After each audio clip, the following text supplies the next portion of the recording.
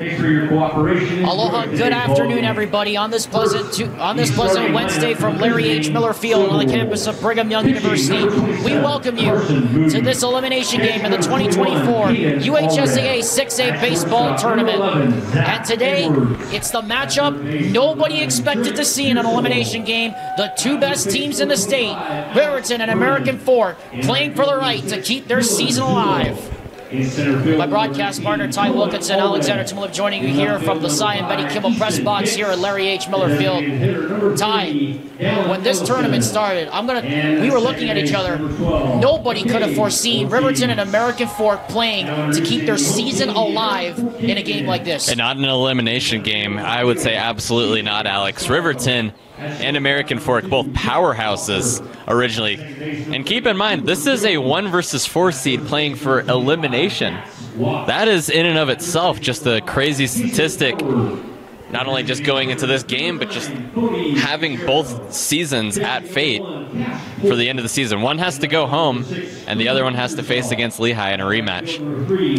That's right, the winner gets Lehigh in the rematch later tonight at 7 p.m. But first things first, they got to win this game.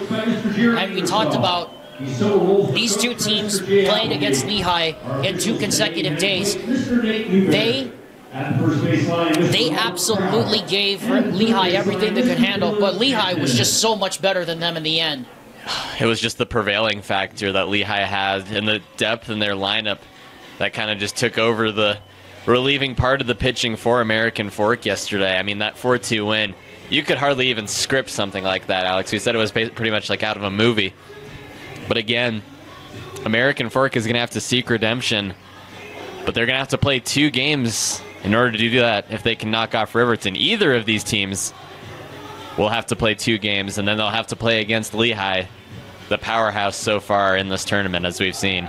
Yep, they'll have to play 3 games in the next 2 days if they want to move on, both of these teams. Time to look at who the 2 veterans, Jared Angersall and Jay Applegate, have put out as their winning teams this afternoon. We'll start with the Riverton Silverwolves, but we'll let Carson Moody, who is pitching today, stand into the batter's box first for the Riverton Silverwolves. In Silverwolves Cavemen Chapter 4 in the postseason.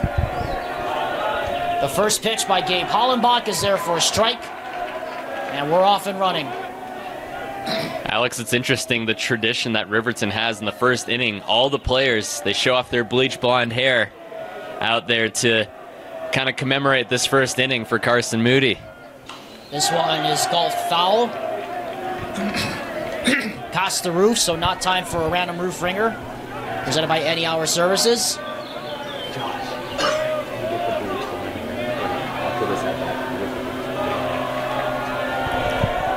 0-2 the count on Carson Moody, the leadoff man against Gabe Hollenbach. Number against number matchup. 0-2 pitch. Down and in, ball 1. There it is right there, Alex. Look at all those bleach blonde heads down there in the dugout. Seems to be a thing these days. Especially for the playoffs. It's do or die. 1-2. Ground ball. Base hit to right. And Carson Moody leads off the game with a single.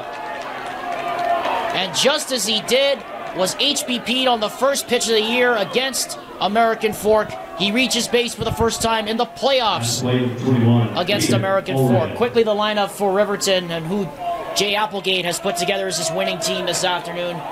Presented by Heidemann and Associates, the team committed to winning for you, the client. Carson Moody, Caden Allred, Zach Edwards, the top 3 of the order. Drake Pearsall, Alex Verdon, Dylan Zulo next. As this one is fouled to the screen, Cohen Allred, Easton Hicks moving up from 9th to 8th in the order today, and Dowlett Ellison dropping from 8th to 9th in the order for the Silverwolves. And of course their starter, excuse me, is Carson, Moody, who's on first base on an 0-1 count. To the catcher, Caden Allred, he throws, does Hollenbach, and he's back in safely as Moody.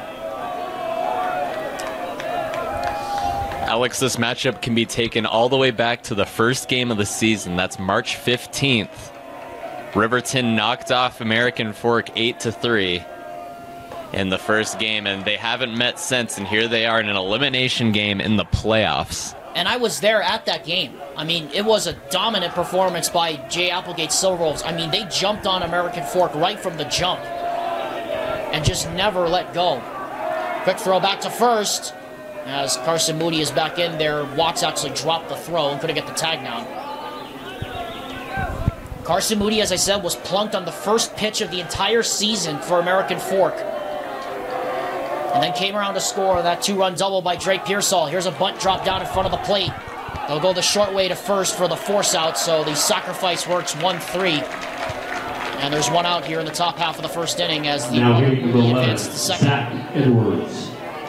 Excuse me, and up comes your Zach Edwards. Apologies, folks, if I sound a little bit nasally. I literally had to go move my car out of a questionable parking spot earlier, about 45 minutes ago, and I literally wind sprinted all the way there and back. And Ty can tell you, I've been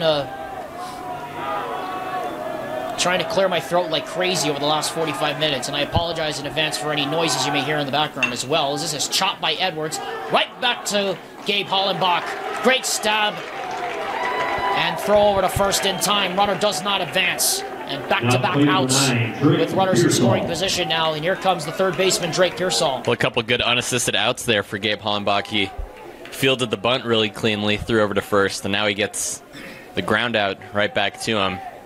And he gets the unassisted 2 outs here with the runner in scoring position and Carson Moody. Drake Pearsall had that 2-run double in the opening inning on the 6th pitch of the game against Dax Watts back on March 15th.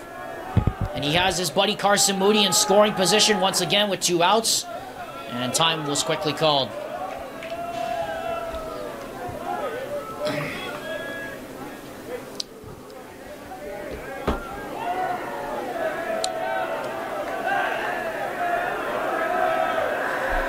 Two out here, top half of the first inning. First pitch, officially down to Drake Pearsall. Takes it up high for ball 1. Our umpiring crew today, Nate Newberry behind the plate calling balls and strikes. Rob Kroll over at first base covering second base down to the right field line. And Dylan Hampton covering second base down to the left field line today. Quick throw back to first. That's a close play, but Moody got there just in the nick of time. Good step off there from Gabe Hollenbach, who's turned into one of Jared Angersall's best pitchers this season, along with Dax Watts, who was the #1. He was trying to get 3 outs in his own hand right there, Alex. Not sure what you would call that as, but that's pretty impressive if you pitcher can manage to get all 3 outs by himself in the plays. That one's cut on a miss, blew the fastball right by him. I want to call it plays and not strikeouts. I feel like that's a very impressive feat. Well, they technically are plays. They're not strikeouts unless they are technically. Very true.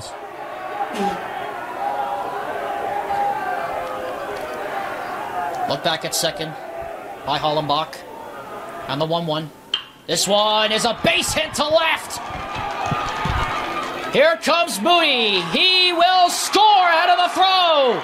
And just as it was on March 15th, Pearsall scores Moody. 1-0 Riverton.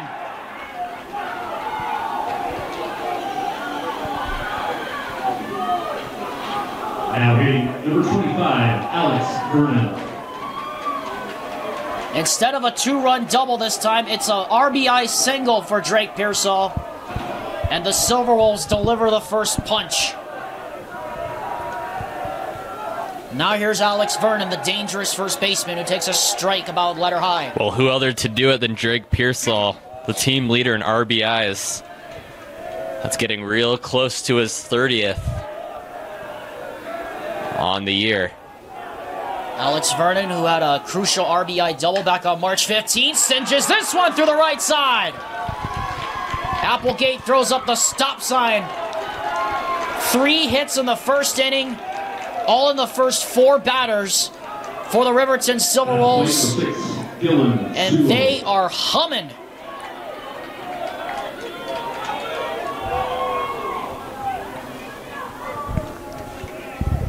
You get the feeling from watching this first inning, we are watching March 15th all over again.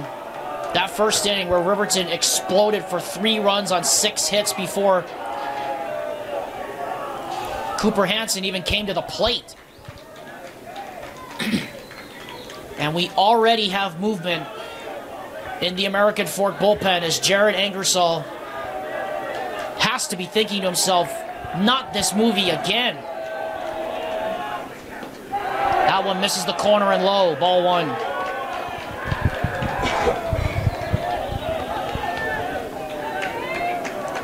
Runner on first, runner on second, 2 out. Already 1 run home on the RBI single by Drake Pearsall. Look back at second, and the pitch to Zulo. That one plunks him. And the bags are full of black shirts.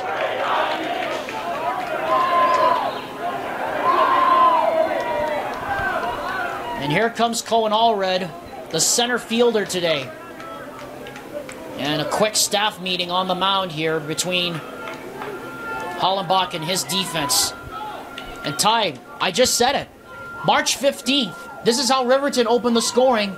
And you got to be thinking, Jared Angersall's got to be thinking, we can't be doing this to ourselves again. You think it's pretty reminiscent of that previous game that you were at, Alex? I mean,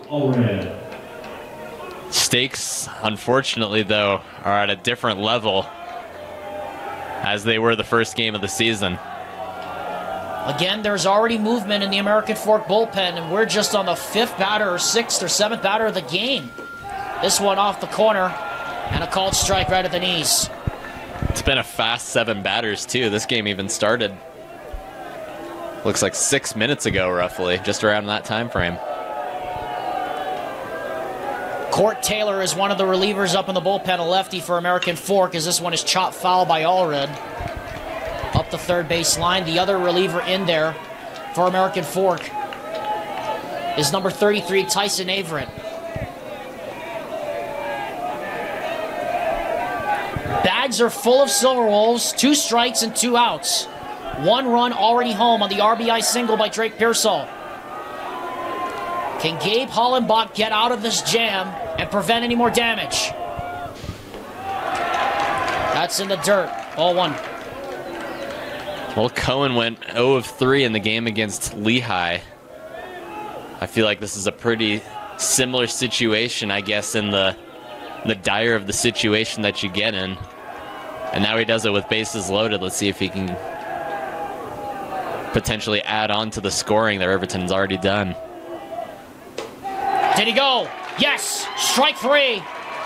And Gabe Hollenbach escapes further damage, but the Riverton Silverwolves do scratch across their first run of the game on the RBI single by Drake Pearsall. And Riverton already in front, 1-0 in this battle against old arch rival American Fork. Well, what fireworks we've already had to kick off this elimination game between 2 of the best teams in the state, American Fork and Riverton. Alexander Timolip alongside Ty Wilkinson here at the Cy and Biddy Kimball broadcast booth here at BYU. On this beautiful day here in Provo, Utah, time to give you the starting lineups for American Fork, presented by the team that's committed to winning for you, the client, Eideman and Associates. They'll start with CJ Mascaro, yesterday's starting pitcher in center field. He'll bat leadoff. Jet Walker, the shortstop, bats second. Cooper Jones, the second baseman, third. Dax Watts bats cleanup. He's fourth. Bats cleanup. He's at first base. Tayson Howard at third base. He bats fifth. Bodie Gagero is the DH. He bats sixth. Cash Polson is seventh. The catcher, Crew Angersall, left fielder. Crew Angersall is eighth. And Dax Greening is in right field. He will bat ninth. And they will all face Carson Moody, who relieved Cooper Hansen back on March 15th and had to fight through some late leg cramps in order to get the save. Well, as you're going through that lineup, Alex, notice no changes, at least in the previous game. And CJ Mascaro lays down an absolute beauty of a drop bunt. And so American Fork answers in kind. Now hitting number 2, Jet Walker. With a base hit of their own, as we give you the weather forecast here for the National Weather Service here at Provo. 70 degrees right now, southeast wind 4 miles per hour. Whatever breeze there is swirling in the stadium. but it's coming from right field to left field, and it will be unpredictable throughout the afternoon, we are assured. As Carson Moody pours in a strike right at the knees of the shortstop, Jet Walker.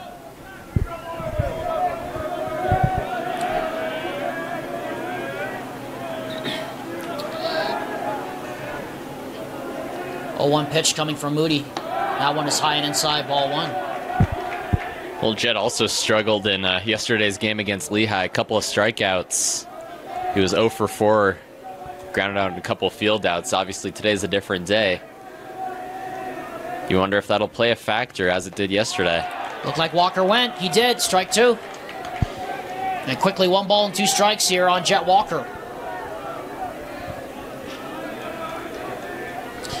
American Fork against Riverton. Not the matchup anybody would have foreseen coming in an elimination game. 1-2 pitch. Got him.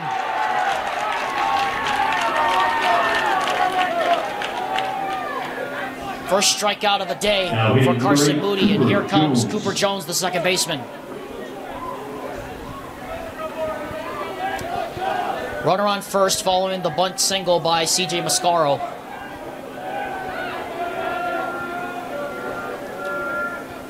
First pitch on the way, and Moody lets that one get away high and inside, ball 1. Got the little grip on the outside. A little bit up towards the head. Infielders still playing deep. That's just been the story of this tournament. Next pitch. That one is right down Main Street for a strike. Good fastball, that one from Carson Moody.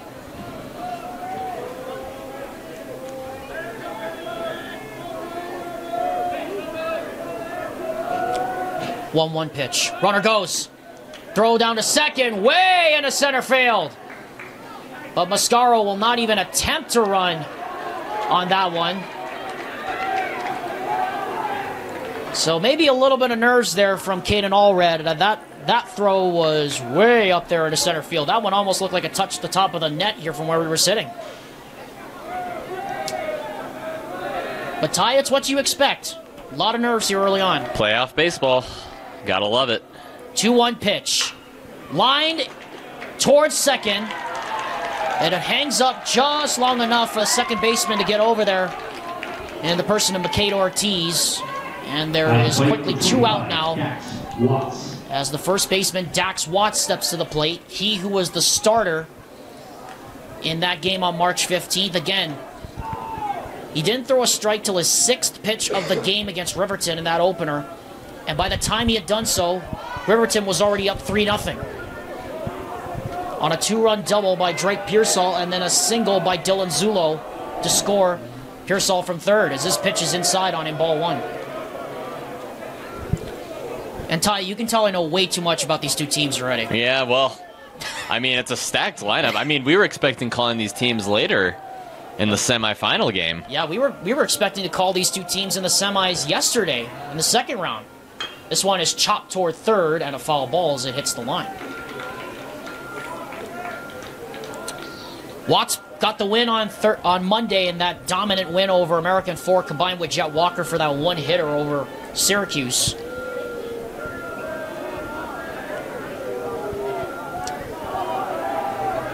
But the American Fork offense ran into a buzzsaw late in the Lehigh Pioneers in that what will go down as one of the all-time greatest games in Utah high school baseball history by far. This one is chopped to short on 2 hops, picked up by Edwards, throw over to first, and that ends the inning. So the leadoff man gets on for American Fork, but they can't bring the runner in from scoring position. We played 1 full inning. The Riverton Silverwolves lead 1-0 here on the Rewind Sports Network. Full afternoon here in Provo, Utah. Alexander Timmo alongside my broadcast partner Ty Wilkinson. You get a look at the crowd there from the Cy and Betty Kimball broadcast booth here at Larry H. Miller Field. 1-0 Riverton leads here in the top half of inning number 2 as the Silverwolves will start to bat. And looks like we actually had a typo on the batting order. It's actually Dallin Ellison here to lead off instead of Easton Hicks. So as Ellis chops this one on the ground to short, Walker comes over, throw over to first. And 1 pitch, 1 gone here in the top half of the second inning. So 8-9-1 here to lead off the top half of the second for the Riverton Silverwolves, who are up 1-0 here in the top of the second.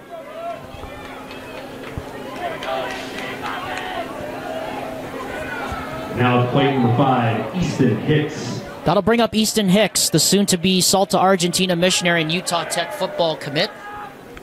And he takes a strike right over the inner half of the plate.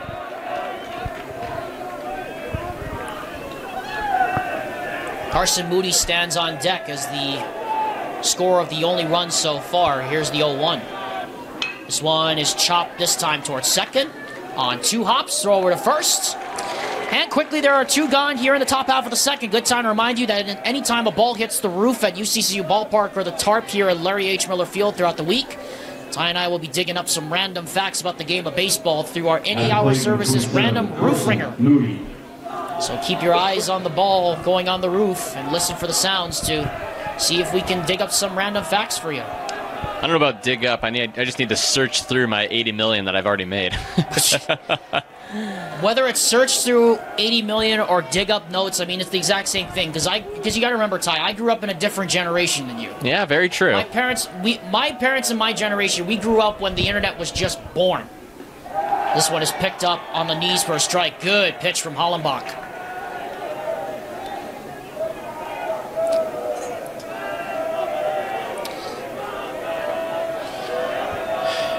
0-2 pitch. Down low in the dirt.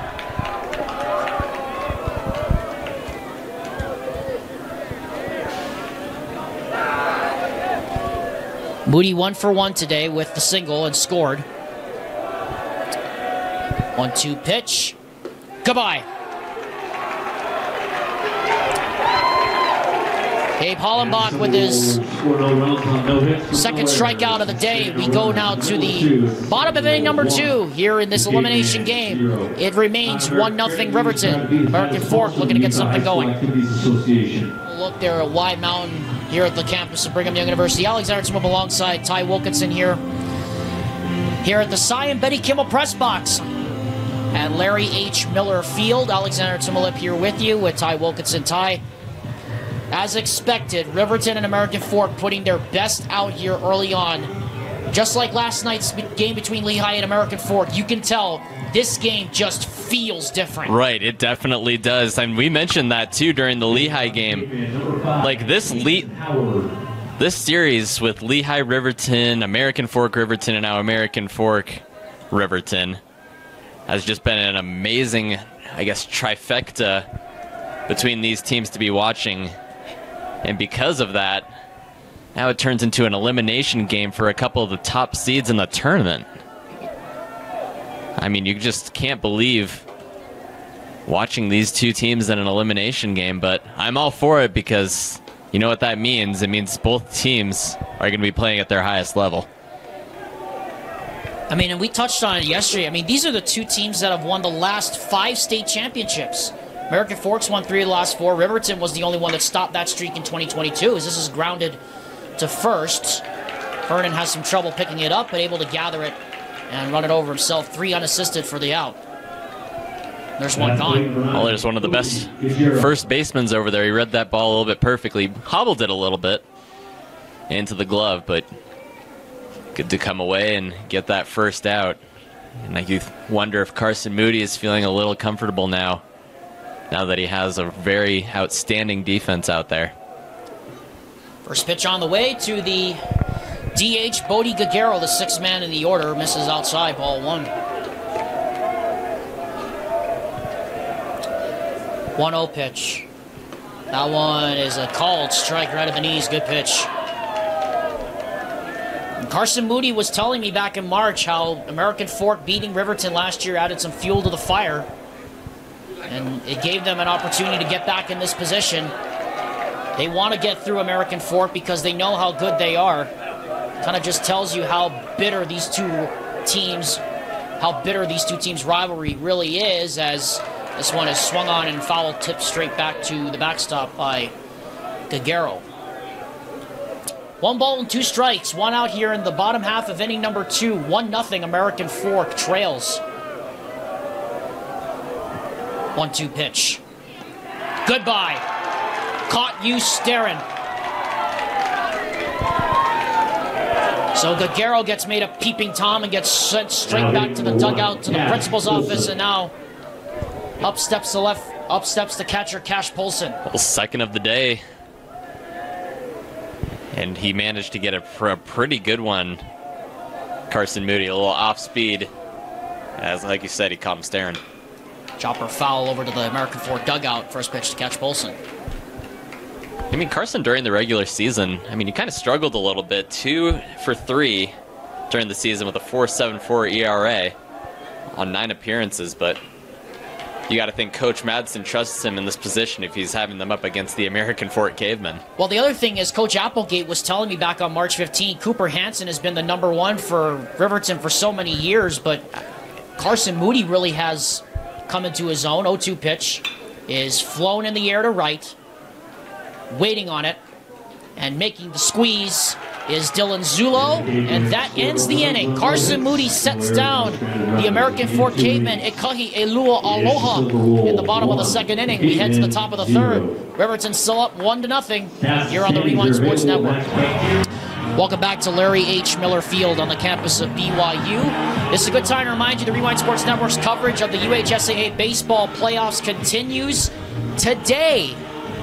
Not just tomorrow, but today. Corner Canyon and Mountain Ridge, an all-Region 2 semifinal showdown. Find out if Mountain Ridge will force an extra game or if the Corner Canyon Chargers' Cinderella run will continue into the 6A Championship Series. That will all be determined coming up next here on the Rewind Sports Network. And what a day we are going to have. If there are extra games necessary, there will be a double elimination chance game tomorrow between the same 2 teams in the semifinals. Alexander Timup and Ty Wilkinson back here at the Kimball Press Box on the Larry H. Miller Field. And Ty, I mean, this has just been an incredible tournament to watch because it just has been so unpredictable on both ends of the field. Well, it's just incredible because now we're watching the #1 seed play against the 4 seed. So not only is it a great baseball game, but a great for elimination game. Like, this is something you would only wonder would happen in the semifinals, which just gives the opportunity for the lower seeds to kind of settle in and watch on. First pitch from Gabe Hollenbach is hit in the air, left field. Watch out, University. Oh my goodness, look out. Some serious trouble down there in left. Yikes. We touched on it the first game. There's a lot of graduations going on today, and whoever's car was passing by, I hope they saw that, because that is a that's almost like a bombing run coming in right at you. That's got to be a little bit unnerving. 1-1 pitch. That almost clipped him. Hit him. It did hit him.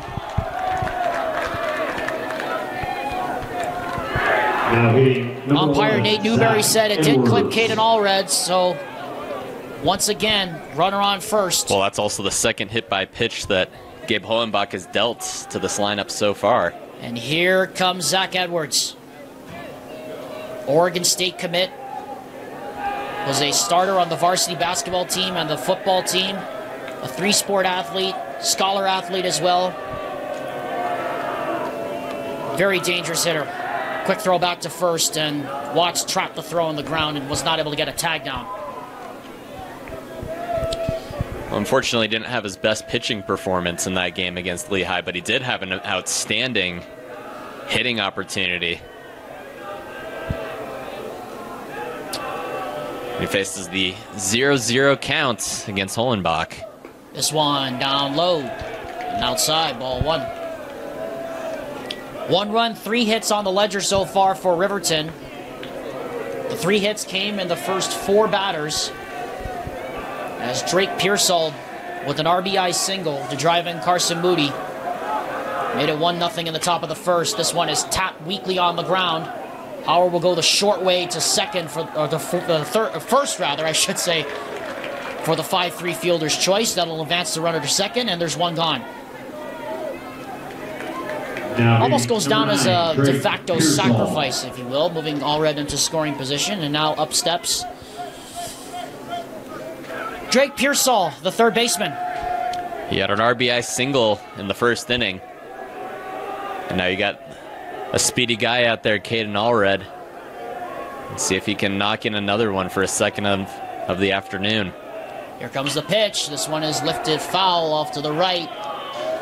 And that one is going into the road behind Helaman Halls. 1 strike.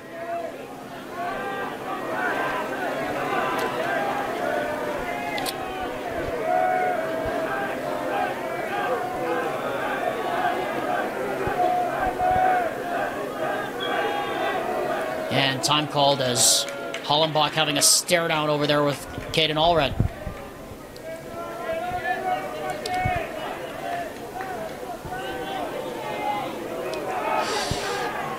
Oh, 1 the count with 1 out.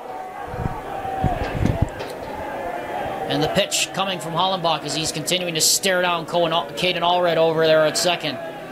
And Nate Newberry almost had to do the danger dance right there as Cash Bolson probably saved his teeth. I don't want to take his head off by any means.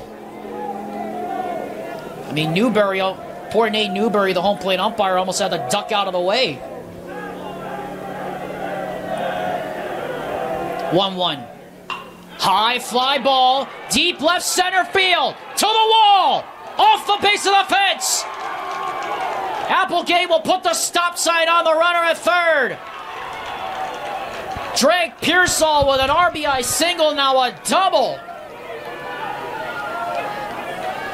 As that sucker just fell short of the wall, hit right off the bottom of the New Skin logo out there near the 380 sign in dead left center. And Caden Allred, he could have kept running, but that ball was hit a mile and it was in the air for a long time. So in case he had caught in it, he was caught in between base paths and he didn't know if he had to tag up and go. That's why he's over there at third right now, Alex. So here comes Alex Vernon now to the plate. Talk about power. This guy can bring it to any part of the field. First pitch. High fly ball, center field. That should be plenty deep to score. Allred will tag. He will score. It is 2-0 Riverton.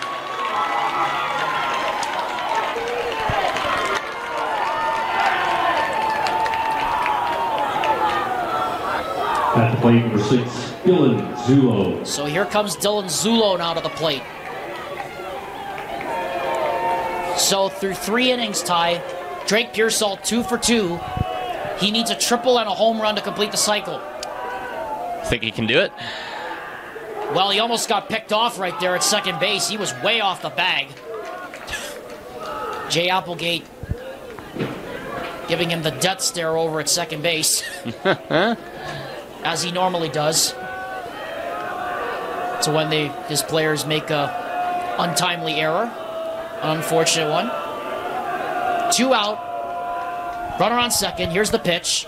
This one is rocketed back up the middle and through. That's going to score Pearsall from second. Another run is on the board, and the Silverwolves have come out swinging here in this elimination game.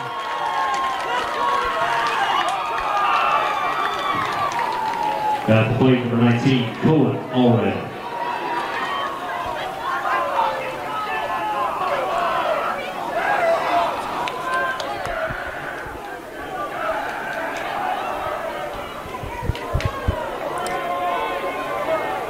And here comes the pitching coach out of the dugout for American Fork.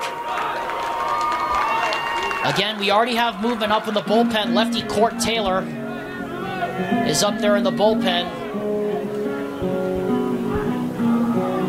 And it looks like, from what we're seeing, Jared Ingersoll is walking over to the bullpen.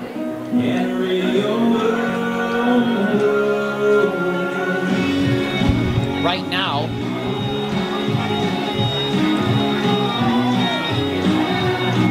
And it appears that they're not going to make a move for Court Taylor quite just yet, though he is standing by and waiting. So Gabe Hollenbach will remain in for now in a 3-0 game. Well, you talk about a comeback inning offensively. Riverton went up, three down, from the bottom to the top of the lineup, ending with Carson Moody. And then coming into this third inning, lots of scoring opportunities and lots of base hits off the deals from Hollenbach.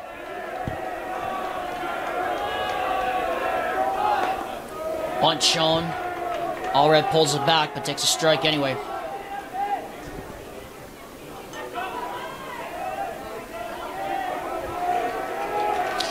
I will say, though, the record for most hits in a game, as that one is outside, ball one, was 7, was on May 18, 2006 in a playoff game between Snow Canyon and, Dusty's not going to like this, Emory. And it was hit by, not that David Justice, but Dave Justice, as that one is singed into left field for a base hit. Zulo will stop at second. Cohen Allred reaches. And now Jared Ingersoll will send his pitching coach out there, and I think that's going to be it for Gabe Hollenbach. And it is. Gabe Hollenbach is done after just 2 2/3 innings. Court Taylor comes in to try to clean up the mess. The Riverton Silverwolves making a repeat script of their first meeting in March. Back after this. Well, Court Taylor now has this game in his hands now after Gabe Hollenbach is chased after just 2 2/3 innings, giving up 3 runs on 6 hits. Alexander Timup alongside my broadcast partner, Ty Wilkinson, here at Larry H. Miller Field, coming to you from the Cy and Betty Kimball press box here on the campus of BYU. And Ty, let me tell you, I mean, this Riverton team, they came out swinging in their first meeting against American Fork back on March 15th. It looks like the exact same script they are following right now here in this first couple of innings. Yeah, I wouldn't be surprised, too, if we get a very repetitive score, at least of that first game that we've played. We know American's Fork offense is dangerous, but, I mean, the fact that these two teams are meeting for the first time since that time frame, I mean, I guess Riverton must have woke up, because that forced American Fork to bring in the lefty around 3.5 innings in. Dallin Ellison. So Dallin Ellison now comes to the plate. This will be the second time in about an inning he's batted, with Easton Hicks, the left fielder, standing on deck. Well, he's a heavy hitter, too. I know he bats 8th. That is a big boy down there who plays football and a recent Salt Lake City Community College commit to play for their baseball program. 2 out, runner on first and second, and the pitch is left up high there around the eyes by Court Taylor, ball 1. More movement in the American Fork bullpen, too, as we speak. Another righty and another lefty now warming up in the bullpen. Tyson Averett, who was warming up in there earlier, is now back up warming again. And Talon Willardson is now up there as well, stretching. As Taylor cannot find the corner on this one, high and away, 2-0. 3-0 Riverton. It all started with an RBI single by Drake Pearsall, and then a double by Pearsall, and then a sacrifice fly by Vernon, and then another RBI single, as this time it's a high strike called against Ellison. 2-1. Well, he's just trying to clean up what, unfortunately, Gabe Hollenbach could not finish. Fortunately, he does have 2 outs, but the only issue with that is now he's got a runner in scoring position on the other side, and facing against the heavy hitter of Dallin Ellison. 2-1 pitch on the way. That's outside, 3-1. And now Court Taylor is a pitch away from loading the bases for the second consecutive inning.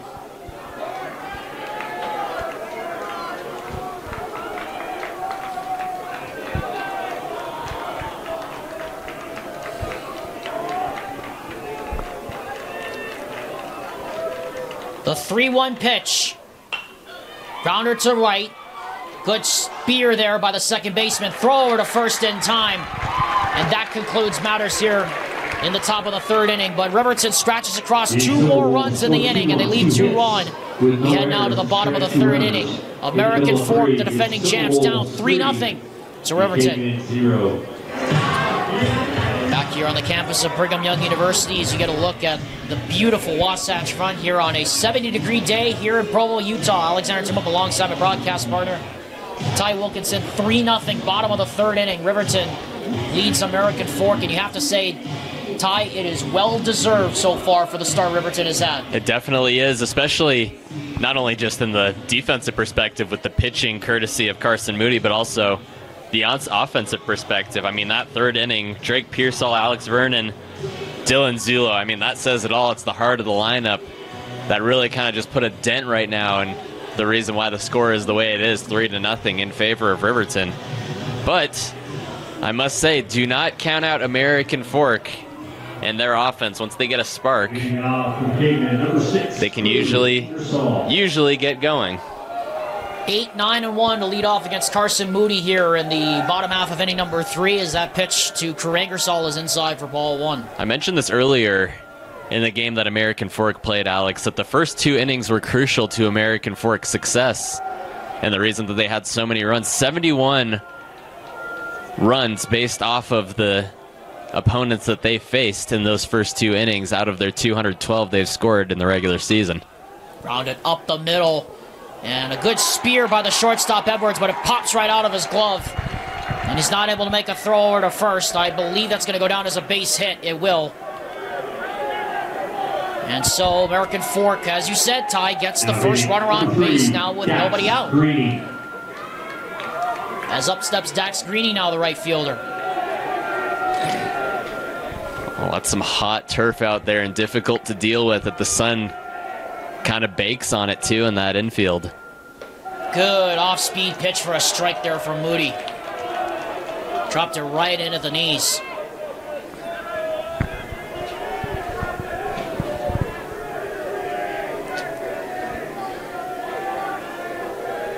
Keeping tabs on the runner at first base is Vernon. Pitch by Moody, and that's high and away for ball 1.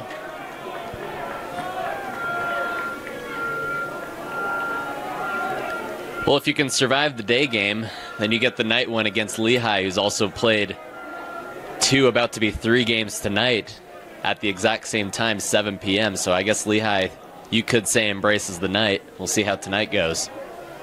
Time called.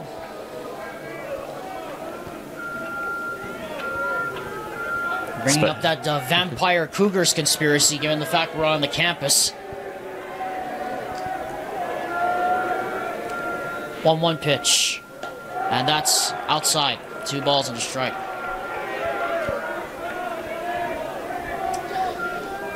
It's the first couple of times that Carson Moody has fell behind in the count to start this third. 2-1 the count. CJ Mascaro, the center fielder, is up next in the on-deck circle. Here's the pitch. Swing and a miss. Strike 2.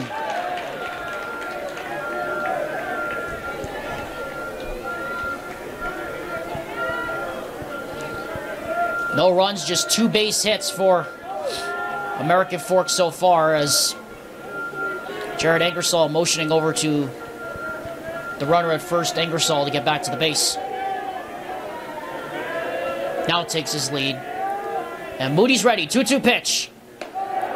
Outside, 3 balls and 2 strikes. So the count goes full. A little second outside pitch that he's thrown in this at-bat, too. And this is a big, crucial at-bat, because he doesn't want to get a runner in scoring position if it so be a walk. 3-2 pitch. Fouled off to the left, and look out, University Parkway. 7th pitch of the AB coming up here for the right fielder, Dax Greening.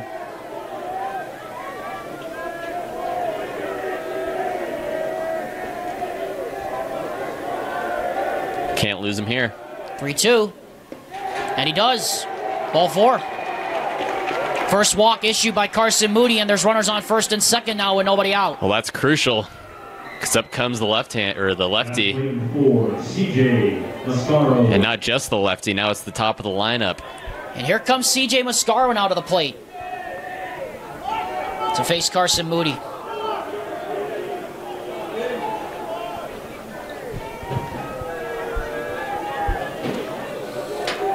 Runner in scoring position at second with an additional runner on first and nobody out. American Fork trying to put a dent in this deficit as Moody will step off. Well, this is definitely the guy you want in the at-bat, too. He's already got a single so far. 1 for 1. And his leadoff hit. Here comes the pitch. And leaves it outside, ball 1. And here comes Caden Allred to the mound to have a chat with his pitcher. We already know one semifinal that will be played.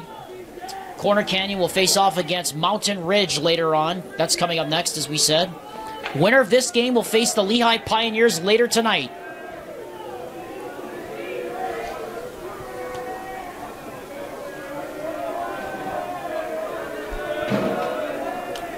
One-oh pitch. That one is inside. Has a good block there. Did he go?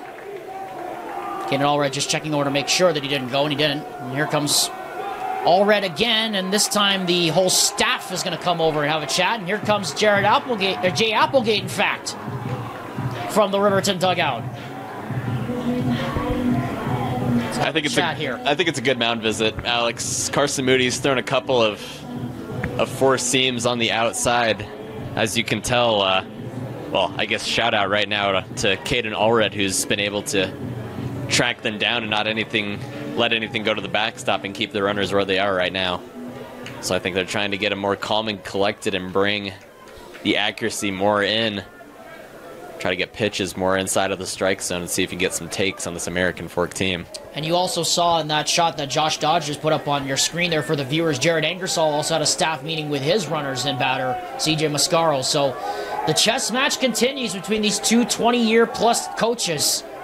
Jared Angersall, year 22. Jay Applegate, year 25. 2-0 pitch. That's a good strike right there. Good, crisp fastball right on the bottom half of the zone.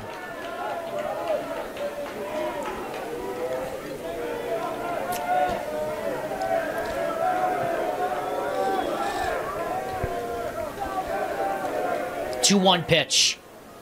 High fly ball in the air to right. Zulo ranges over and will make the squeeze. Runner will tag and go to third. And he will dive in there safely. Will crew Angersall, and there is now one away on the sacrifice fly by CJ Mascaro. Good time to remind you, the Rewind Sports Network's coverage of UHSAA baseball playoffs are continuing this week, and they're presented by Heidemann and Associates. Proud to be the team assembled to win for you, the client. Call them today at 801-754-4240. Or contact them online at utah.law to schedule your free consultation with them, courtesy of the Rewind Sports Network. Well, you wonder if Jared Ingersoll is in a position to send Dax Greening over to second to prevent the double play. But just keep in mind, Allred has a pop time very similar. As you can see, he tried to get up. He's got a pop time very similar, if not greater, than the average of the Major League Baseball catcher. Yeah, you pointed it out yesterday, Ty. He has a pop time of just under 2.03. The average Major League Baseball timer is 2.13. This one is hit toward the hole. That's a base hit. One run will score. Stop sign is thrown up. And on the RBI single by Jet Walker, American Fork breaks through. At the plate, number 8, Cooper Jones. And that's a big run there for American Fork to get back into this ball game, Ty. And it comes from their shortstop, Jet Walker. As now here comes Cooper Jones, the second baseman, to the plate. 0-1 pitch. Picked up off the rug. 1 ball, no strikes. 1 ball, no strikes. Still 1 out here in the bottom half of the third inning. 1 run already home on 1 base hit here for the Cavemen. 1-0 pitch. Liner into left. That's a base hit. Runner will be waved home. The throw. Cut off of the line. 3-2.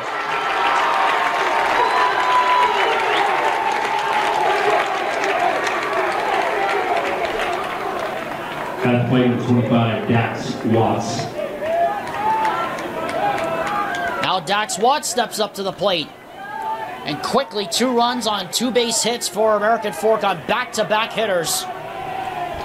And it makes it a 3-2 game here in the bottom of inning number 3. Tying run in scoring position, by the way, at second. This one is down low on the rug again, picked up off the carpet, ball 1. Carson Moody needs to get a better grip on his pitches right now. His four-seam looks like it's kind of getting away from him. Fortunately, the slider has kind of been working out for him, but unfortunately, American Fork has put that ball in play. 1-0 pitch. That one misses inside, 2-0. And you can tell his pitches are starting to get a little bit away from him. And there's an arm moving in the bullpen now. A left-hander for the Riverton Silverwolves. It's McKay Linford, the left-hander, that's in the bullpen right now. 2-0 pitch coming, and Allred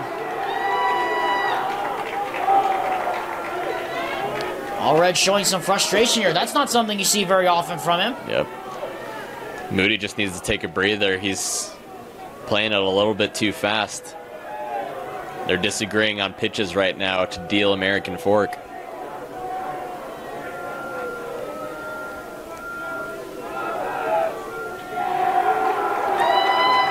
There's back-to-back step-offs there for Moody. Here comes Jay Applegate now. I think he's seen enough.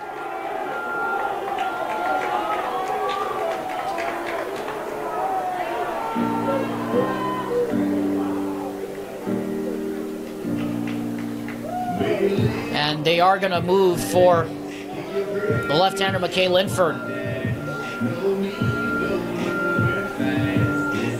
So Jay Applegate is going to pull Carson Moody after just 3 1/3.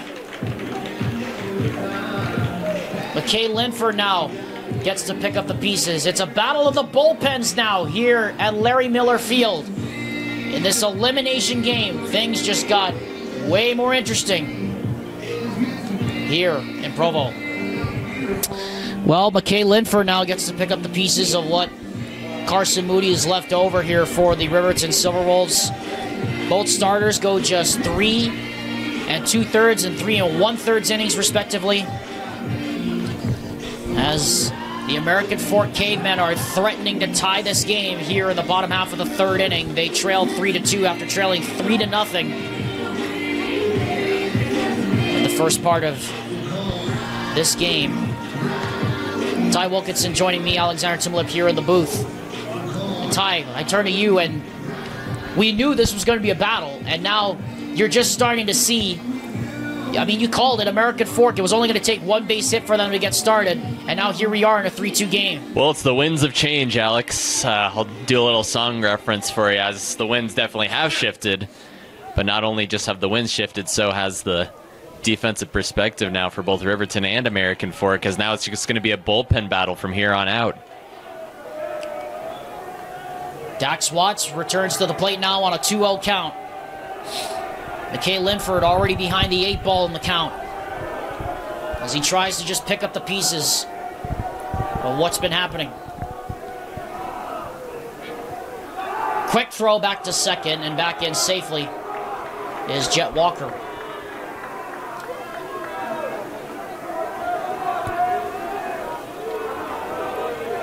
Cooper Jones at second base.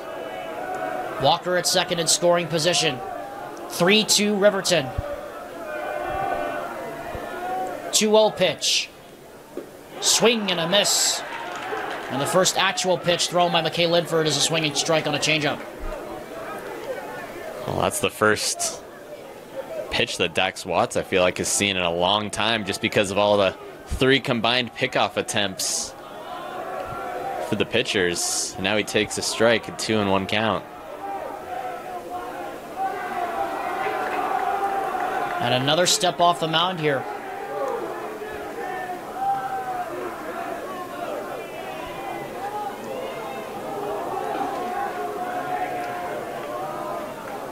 He's dealt with 4 in his at-bat. 2-1 pitch. 3 balls and a strike now.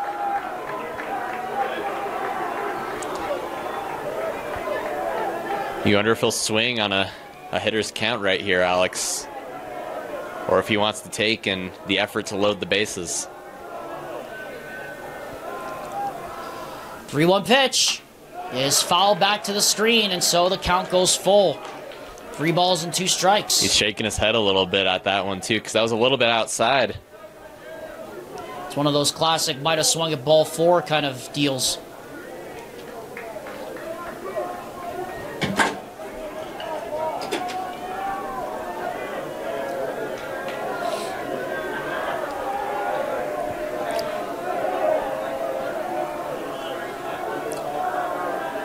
Full count payoff on the way. Got him!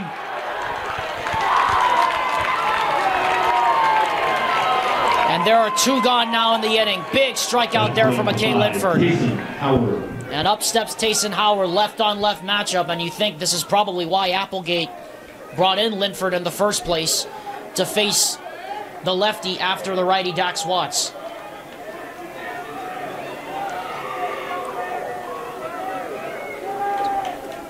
Two runs already home, bottom of the third.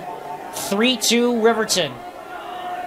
And what seems to be another Riverton American Fork classic brewing here at Miller Field.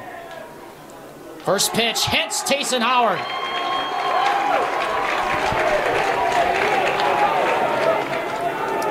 And the bags are loaded with 2 out. And here comes Bodie Gagaro, another lefty. Cash Polson will follow the righty.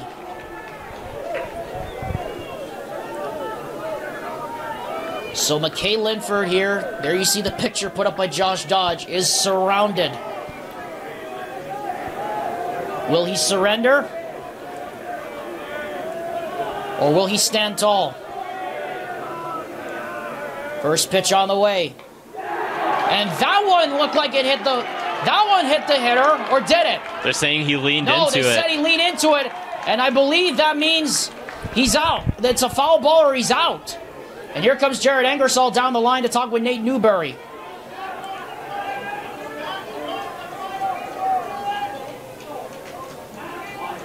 First base coach isn't arguing, so Ingersoll just wants to get an explanation from home plate umpire Nate Newberry here. Well, neither side likes the call. I think the call should be, yeah, I think he definitely did lean into it. So if he leans into it, that is a foul ball. So 1 strike the count now. So 1 strike the count now on Bodie Gagaro. Now we're having a bit of a confusion here between what the count actually is.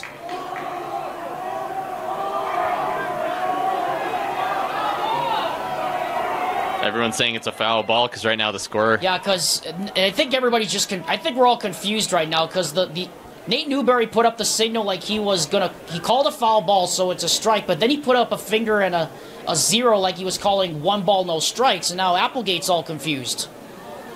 Like we are up here in the booth. I think everybody's just confused here. Well, let's assess the situation. Whatever the count is, it's still bases loaded. Right. Let's just put it that way. It doesn't matter what the count is. Well, the way it should go is now it's going to be a strike, hopefully. Unless I guess it's not. If it's not already been assessed. Nate Newberry's going to put up the hands here in a couple of more pitches, so we'll know for sure if it is or not. As this one is down low. What I assume is ball 1. But Nate Newberry, again, not going to put up the fingers just quite yet. Shout out to Caelan Allred right there. The catcher making the huge stop. A potential game-tying stop, too. Here's the pitch. He didn't go, but it was on the outside corner anyway. So the count right now says 2-1, Alex. Count on the scoreboard says 2-1. So, okay, so now we get this confirmation. It is 2-1. And this one is grounded to second. On 2 hops in the hole. Throw to first. In time. That's the end of the inning. And Jay Applegate comes out of the mound with a fist pump and a roar as well as he should.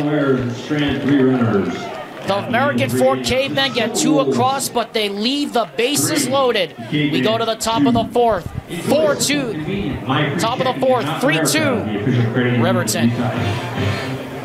Well, what a game we've already had. 3-2 here in favor of Riverton here as we go to the top half of inning number 4. Alexander Timolip and Ty Wilkinson here at Larry H. Miller Field. Ty, what fireworks we've already had. To say the least. I mean, again, an amazing opportunity there for the American Fork Cavemen to try to at least bridge the gap and, you know, tie the game up. And what had already started as a 2-run inning could have actually led a much worse scenario for Riverton. But they still play ahead by 1 run, and that's an impressive in and of itself. And just think about it too, Ty. We've been talking about this the last couple of days. The American Fork offense has really been struggling. They stranded over 10 runners in Monday's win over Syracuse. Last night against Lehigh, they stranded close to 10 runners again, and here they strand with the bases loaded. And that's going to be the driving factor of how this game is going to turn out for either or team. Because as we mentioned, we saw American Fork strand plenty in the Syracuse game. That was around 2 days ago. It feels like forever ago, but it was only 2 days ago that they only had scored 3 runs against the 8 seed as the 1. So I think their offensive perspective has just been lacking a little bit, and now they're just solely relying on their defensive strategies, it feels like right now. 9-1-2 to lead off the top half of the 4th inning here for the Riverton Silverwolves. Easton Hicks followed by Carson Moody and Caden Allred.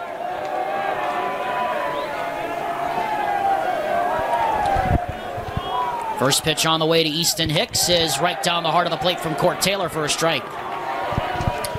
Lefty on righty matchup.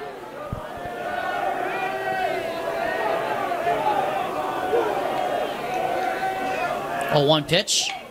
Line to the right side, foul. 2 strikes. Winner plays the Lehigh Pioneers later today. Loser season is over. Graphics should tell you all at home pretty clearly what the scenario is. It's win or go home. 0-2 pitch.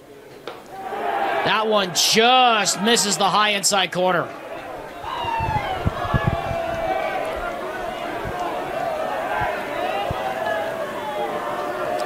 One-two. That one again misses. This one was a little bit high there. 2 balls and 2 strikes, high and outside.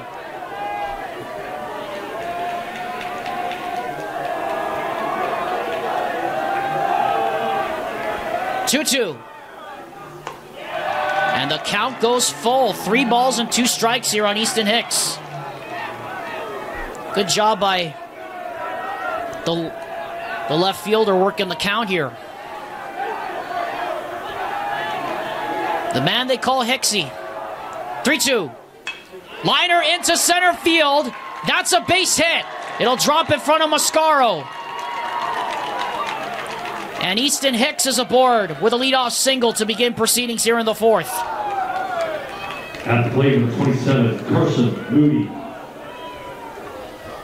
As Carson Moody now comes up to the plate, the starter, who went 3 1/3 innings, was pulled from McKay Linford, and then Linford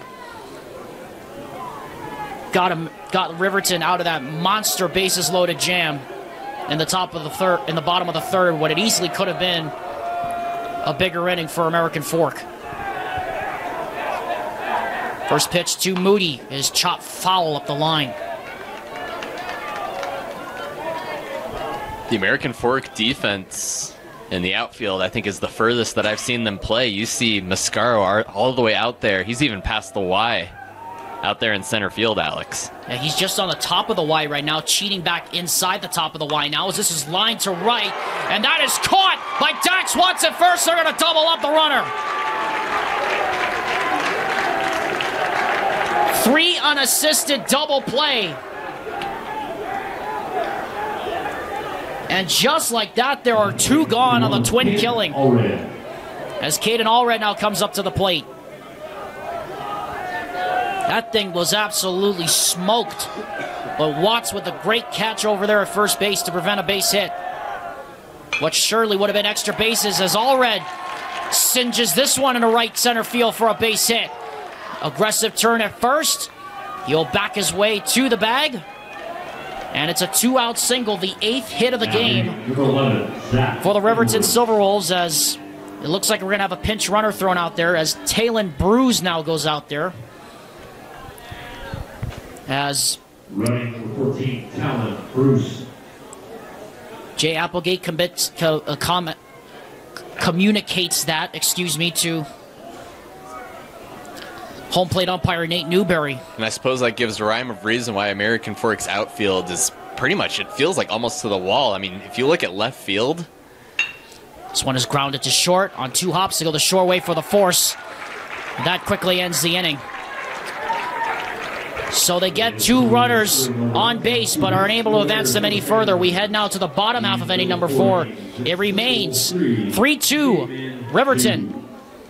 Don't forget to visit shirtstop.com to pick up your state hoodies. Well, the parade of graduates continues. This time it's Mountain Ridge that's celebrating their graduation now over at the Marriott Center. Alexander Tim up alongside my broadcast partner, Ty Wilkinson, as we are here on the campus of BYU. Of course, should point out that the American Fork graduation was earlier today, and as expected, there are a lot of American Fork fans here, even though it's a 1 o'clock game. And I mean, why not?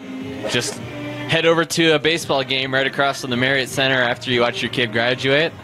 It's all good vibes here, and I mean, the weather's absolutely perfect to do so. I mean, what better day could you ask for baseball like the one we're gifted today? Started out as overcast, and now it's pretty much a clear bluebird sky day.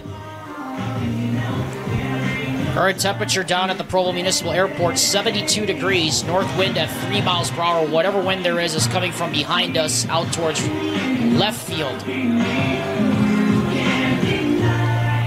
It's a far cry from where you are down, from where you were born down in Texas, Ty. It's currently supposed to be dangerously hot through the rest of the week. Not exactly surprising. It's true. The old Texas roots, but people will tell you there's a difference between a dry heat and humid heat. That's what Texas has. Yeah. Well, I beg to differ. I say hot is hot, no matter if it's humidity or, you know, not with the humid. I stand corrected. It's not Mountain Ridge. I'm sorry. It's Lone Peak that's doing graduations over there. And now you see some of the Westlake blue cap and gowns walking up as we have some technical issues down near the first base line as Caden Allred, the catcher, tries to get his pitch comm straightened out. There you go. Josh Dodge giving a good look at the handiwork going on required on Caden Allred right now. Well, he's a part-time handyman, wouldn't you say, Alex? There we go. Now it's straightened out. Now he's walking out. Remember, we did have some issues with the pitch comms on Monday in the first game because of the rain. So much so they had to call the UHSAA office to determine if they could fix it in time or not. And they said if it doesn't fix itself, well, you're going to have to go old-fashioned hand signals. Thankfully, I don't think they had to do that on Monday as McKay Lidford misses down and in ball 1. Bottom half of inning number 4 here. Next pitch, that one is picked up off the carpet. And that would have been low anyway, 2 balls and no strikes.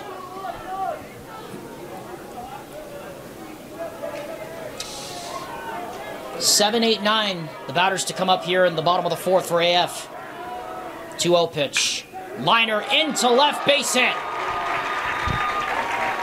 And that's gonna put on Polson, the leadoff runner, at first base. At the plate, number 6, Crew Ingersoll. And up steps Crew Ingersoll, and out comes Isaac Murdoch, the pinch runner at first. Running for the Caveman, number 40, Isaac Murdoch. And Crew Ingersoll now representing the go-ahead run now at the plate. I know it's only the 4th inning, Ty, but the way this game's going, go-ahead runs, or any kind of runs at this point, are going to be huge against the way these defenses are playing. Definitely for either team, too.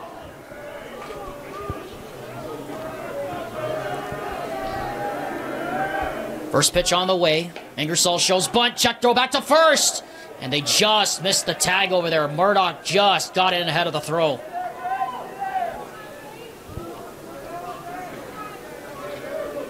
Yeah, you know who it was? It was Caden Allred who saw Murdoch over there. He was trying to give a little stutter step in order to steal. Pitch coming from Linford is a high ball. 2 balls and no strikes now. So Linford Having some trouble tracking his zone here. Well, it's a big job over there for Caden Allred right behind the plate to prevent the base runner from advancing into scoring position right now, as it's still a one-run game. 2-0 pitch. That one catches the corner, but it misses low. Ball 3. 3 balls and no strikes now to the left fielder, Crew Ingersoll. The lefty, Dax Greening, the right fielder, stands on deck for AF.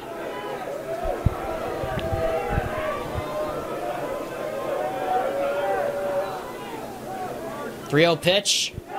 Down low in the dirt, ball 4. And here comes the captain, Zach Edwards, to have a chat. That's plate number 3, Dax Green.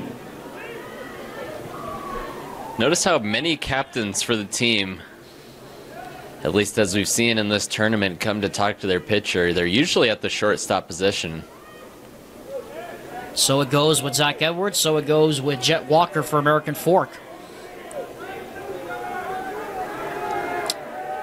It's a big captain role you have to fill, too, for your pitcher. Linford will step off briefly.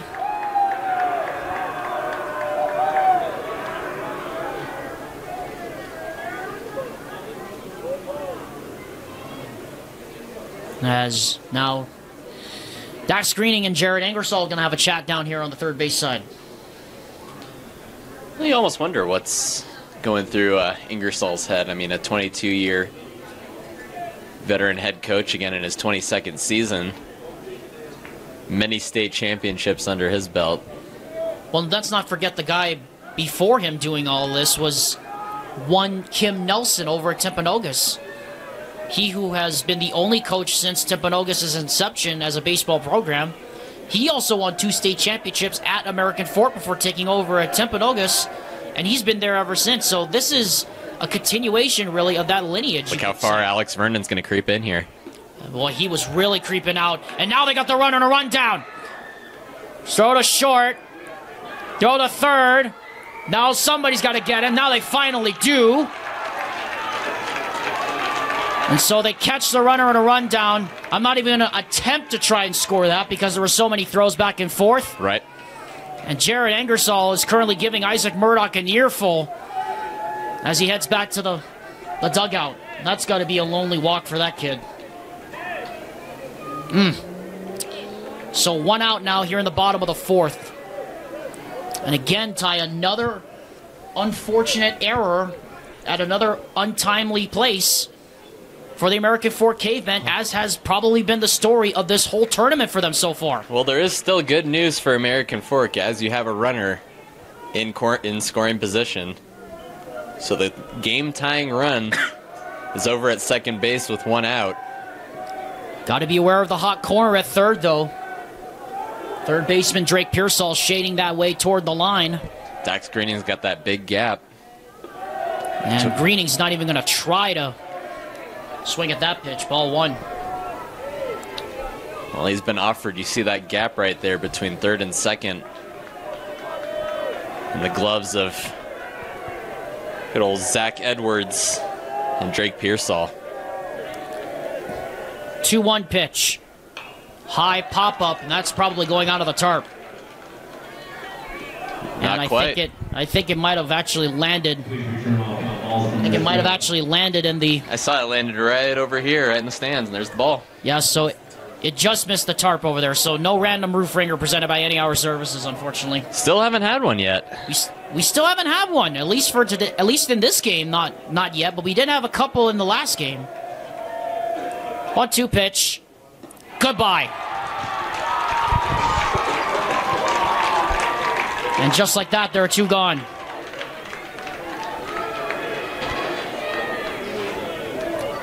And here comes the left-handed hitting center fielder C.J. Mascaro. Tying run is on second base with 2 out, and Josh Dodge has pointed out to me, and I see it now, that there is a right-hander warming up in the Riverton bullpen. 3 runs, 8 hits, no errors. 2 runs, 5 hits, no errors are the scores.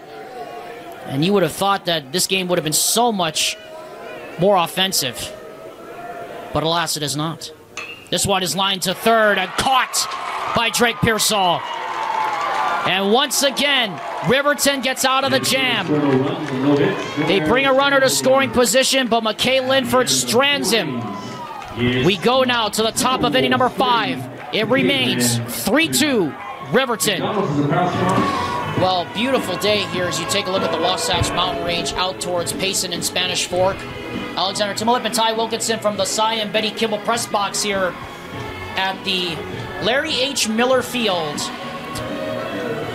And Ty, I gotta tell you, we have seen some outstanding defense by both teams here today. Agreed. American Fork and Riverton both with outstanding pitching. The bullpen has showed out, to say the least, so far, Alex. I know both head coaches were worried about their starters, Hollenbach as well as Carson Moody, both going out at roughly the exact same inning, which is around 3.5, right around that time frame, but still. The bullpen story, it's Court Taylor and McKay Linford that has kind of just made this game, I guess, the way it is. Putting up zeros in the 4th inning was just clutch as we head to the 5th. So now here comes Drake Pearsall. He is 2 for 2, I believe, today. Ty, correct me if I'm wrong. He has an RBI single and a double. You are correct. He had an RBI in the 1st. He did not have an RBI with his double, though. Yeah, that, by the way, that double fell just short of the 380 marker out there in left center field. Almost hit off the New Skin logo out there. This one is chopped foul. Well, and the only reason this isn't a 4-2 game is because it was hit so far that Caden Allred couldn't judge if the ball was going to be caught or not, or if he needed to tag. That's true, yeah. It made Allred stop in between the baseline because he didn't know if he was going to have to stop or not. As this one is ripped into center field for a base hit. 3 for 3 is Drake Pearsall now in this game. 2 singles and now a double. And once again, the leadoff runner on for Riverton, and here comes Alex Vernon. The 9th hit of the ball game against American Fork's pitching staff. But then again, it's Riverton. Ty. Very true. We expected that. Here's the first pitch. This one is ripped in the air to right center field, going back toward the gap. That's going to be big-time kimchi! Pearsall rounding third. He will score! An RBI double! Vernon comes through! It's 4-2!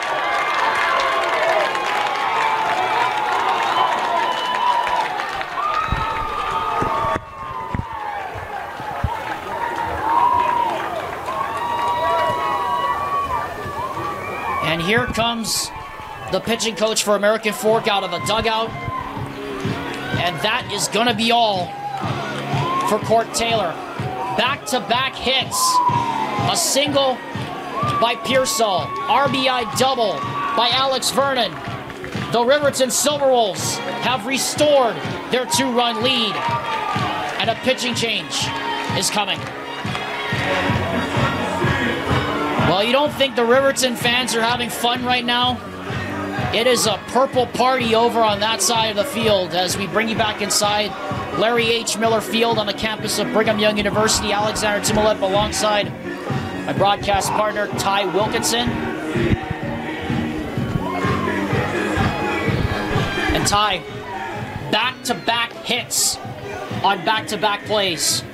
Yeah, it's the heart of the lineup right now, Alex, that has not only all the RBIs. Drake Pearsall, he had one in the 1st. Alex Vernon, he had the sack RBI in the 3rd.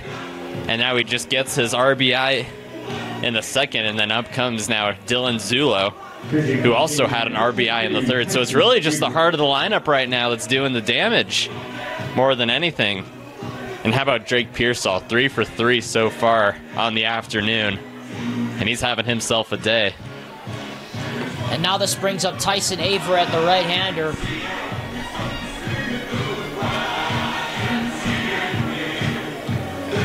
To the pitcher's mound, the 3rd pitcher of the day already through 4+ innings for the American Fork Cavemen, who took that sucker punch early from the Silverwolves but were staggered. They answered back, but now Ty, it is the Silverwolves who have answered with the next big jab to the face. As a pinch runner goes out now, it is Coleman Garn out at second base. As Dylan Zulo now steps into the bag. Drake Pearsall 3 for 3, Alex Vernon 2 for 3 today.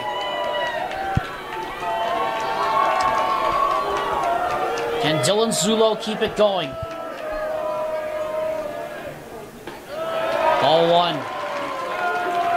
And this is a big sequence here for American Fork's pitching staff. Tom. It's the reliever battle right now. You can see two arms that are still warming up in the bullpen for American Fork, so this job is far from done right now.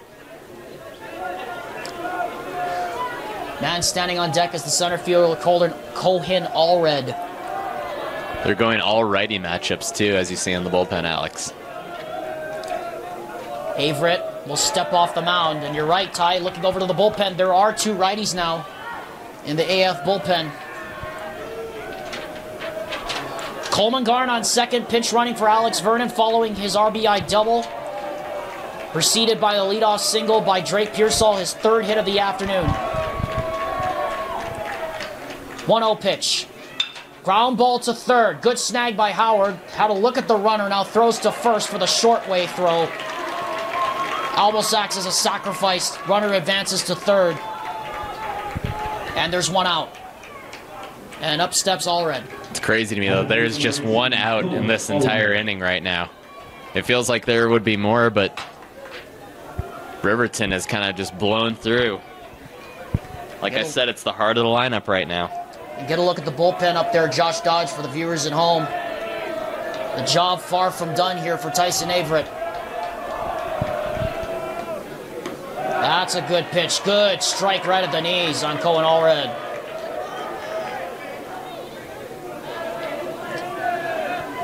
No balls and a strike on Allred. One run already home. Infield playing way in here. This one is hit in the air, deep to left. And that's dropping fast, and it is caught. Meanwhile, tagging and scoring is Coleman Garn. It is 5-2 Riverton.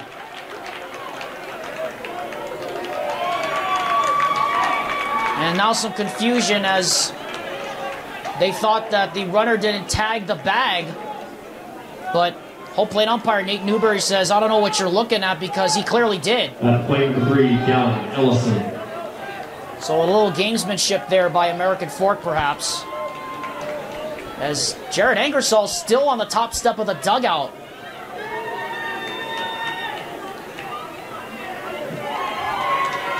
And they're not going to call him out. Well, they tried. I mean, I thought he clearly tagged. I mean, from looking up here, Ty, from your perspective, he clearly tagged the bag. I have no idea what the American Fork bench is yelling about, honestly. No idea. I guess they thought he didn't.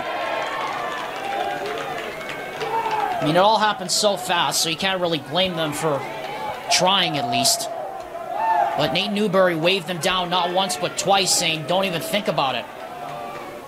As Ellison takes that a high strike, and he went.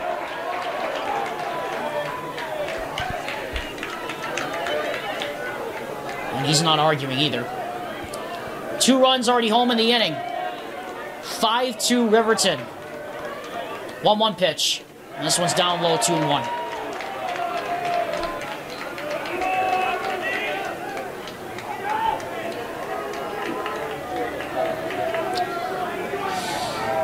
Bases are empty, 2 out, 2-1. 2 runs already home here in this inning. And the pitch is once again low, 3 balls and a strike. So, American Fork in trouble of adding a 2-out base runner here in the person of Dallin Ellison. In case they can get him on, in case they can strike him out right here. 3-1 pitch. Chopper to third. On 2 hops, Howard throws over to first. And that concludes matters here in the top half of the 5th inning. 2 more runs score for Riverton on an RBI double by Alex Vernon and then a sac fly by Cohen Allred. And we go now to the bottom of inning number 5. It's 5-2 in favor of Riverton in this elimination game. Well, there you see one of the assistant coaches for American Fork as we are trying to figure out the argument that was going on over at third base. I believe the argument was that they did not think that the runner Coleman Garn had tagged up at third base sufficiently enough to score. And so, anyway, after all of that tie, 5-2 now, we go to the bottom half of inning number 5 here. And you know what? This is getting really, really interesting between these two teams. It's crunch time now. It very well is crunch time, Alex, especially in a 3-run game. American Fork given plenty of opportunities, though. They at least have 3 innings left. First pitch on the way from McKay Linford is popped up sky high. Good luck seeing this one. Ortiz comes over and squeezes it. And there's one gone. Check that. That's actually Cohen Allred who's taking the place now of McKay Ortiz over at second base. Well, there you go. 1 pitch, 1 fly out. That'll relieve the stress. Allred replaces McKay Ortiz at second base. Remember, he was at second base because of Carson Moody starting as the pitcher. Moody now moves back into his normal position in center. As McKay Linford, and this one is driven in the air to right, tailing foul. And it will hit foul and bounce into the Riverton bullpen. 0-1 the count, 1 out here in the bottom half of inning number 5. Alexander Timlip and Ty Wilkinson. The situation is simple, folks. Win or go home. And quite frankly, these are the last 2 teams we expected were going to be in the elimination game, as this one is ripped into right field and a base hit. And Cooper Jones now has a base hit.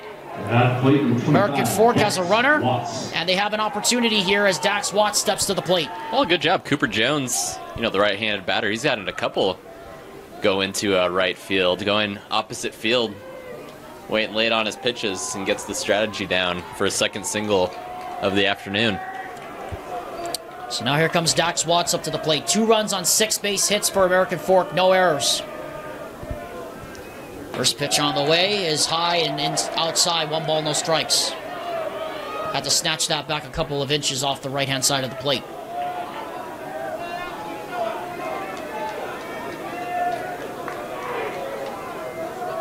One-0 pitch is actually check throw back to first. And the runner back in. Just past 3 o'clock local time here in Provo, Utah. You're in the bottom of the 5th. Linford's next pitch is left up high. 2 balls and no strikes. Right-hander now throwing in the bullpen for American Fork. There's also a right-hander throwing in the Riverton bullpen.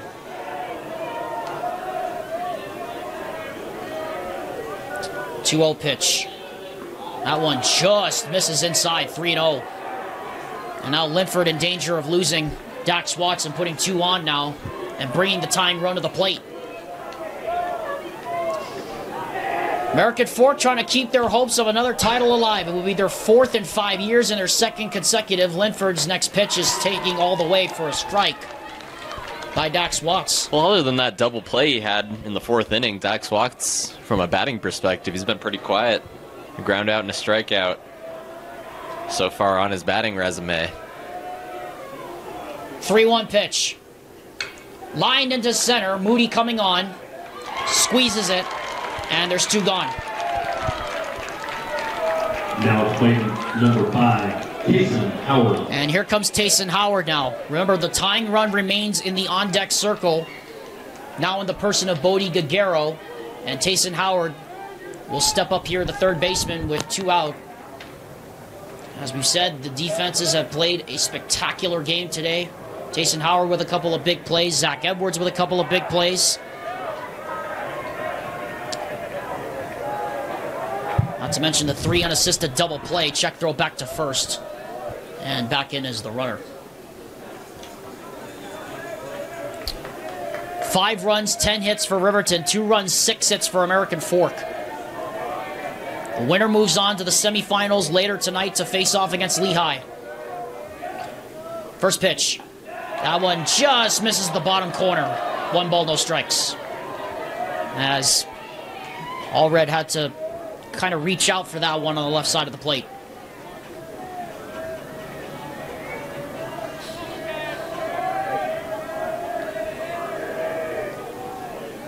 One 0 pitch.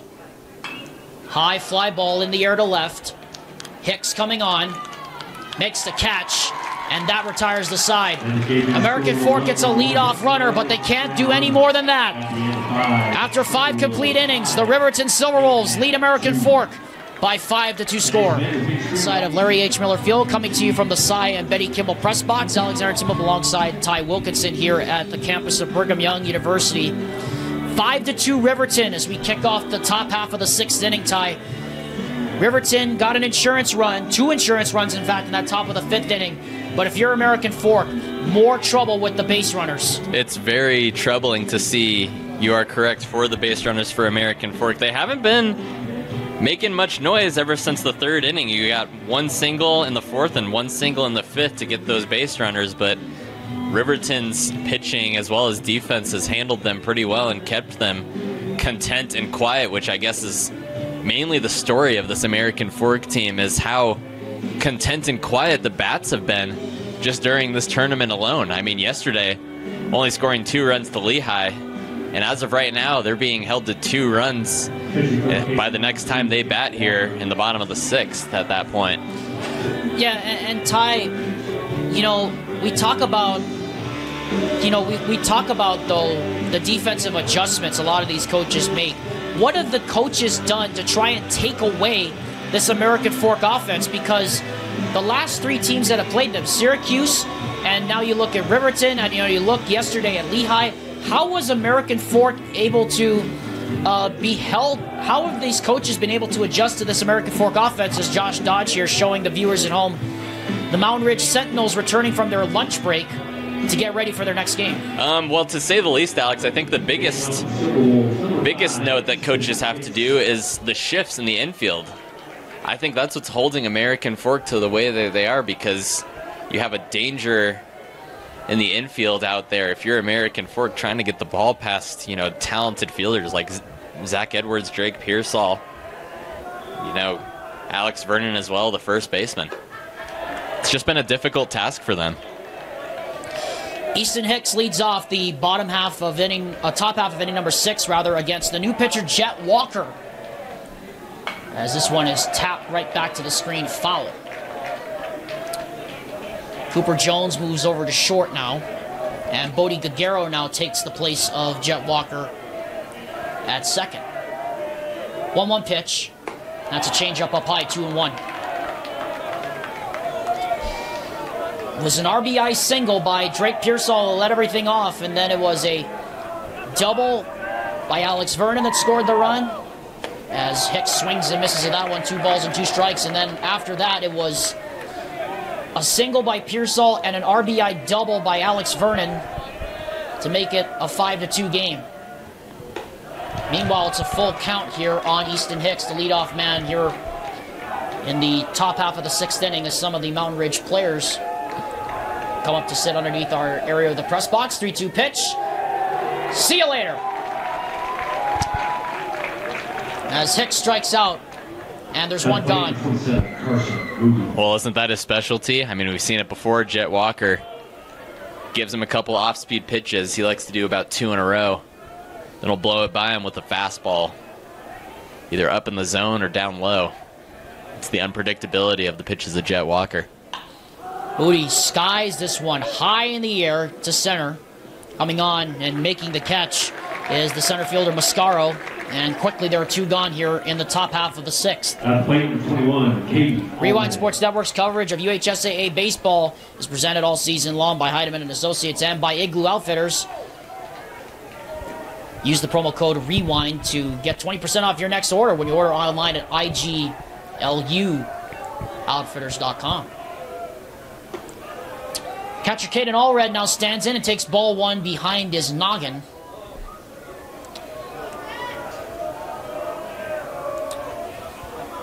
1 ball, no strikes in the pitch.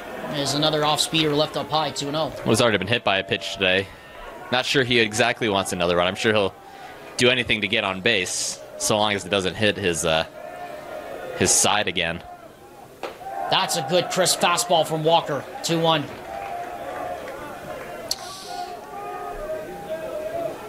I would think you'd want those, though, as a hitter. The old battle scars from the circle of dirt as Caden Allred swings and misses with that one. 2 strikes now on him with 2 balls and 2 out. Guess it depends on the ratio of Bruce. Wow. I guess it does. 2-2 pitch. That one is foul. And that one hits the roof. So for the first time today, we have a random roof ringer presented by Any Hour Services for you guys. Which, depending on this AB result, we'll share right now or after the break. That answers my question. As Jet Walker sets down the side. No runs, hits, or errors as the Silverwolves go Ekahi Elua Aloha in their top half of the 6th inning. We head to the bottom of the 6th.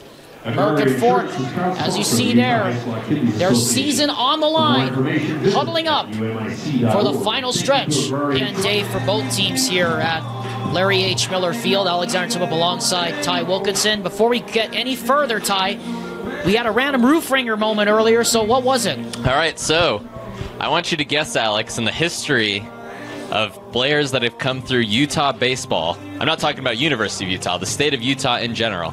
How many batters have made it to Major League Baseball?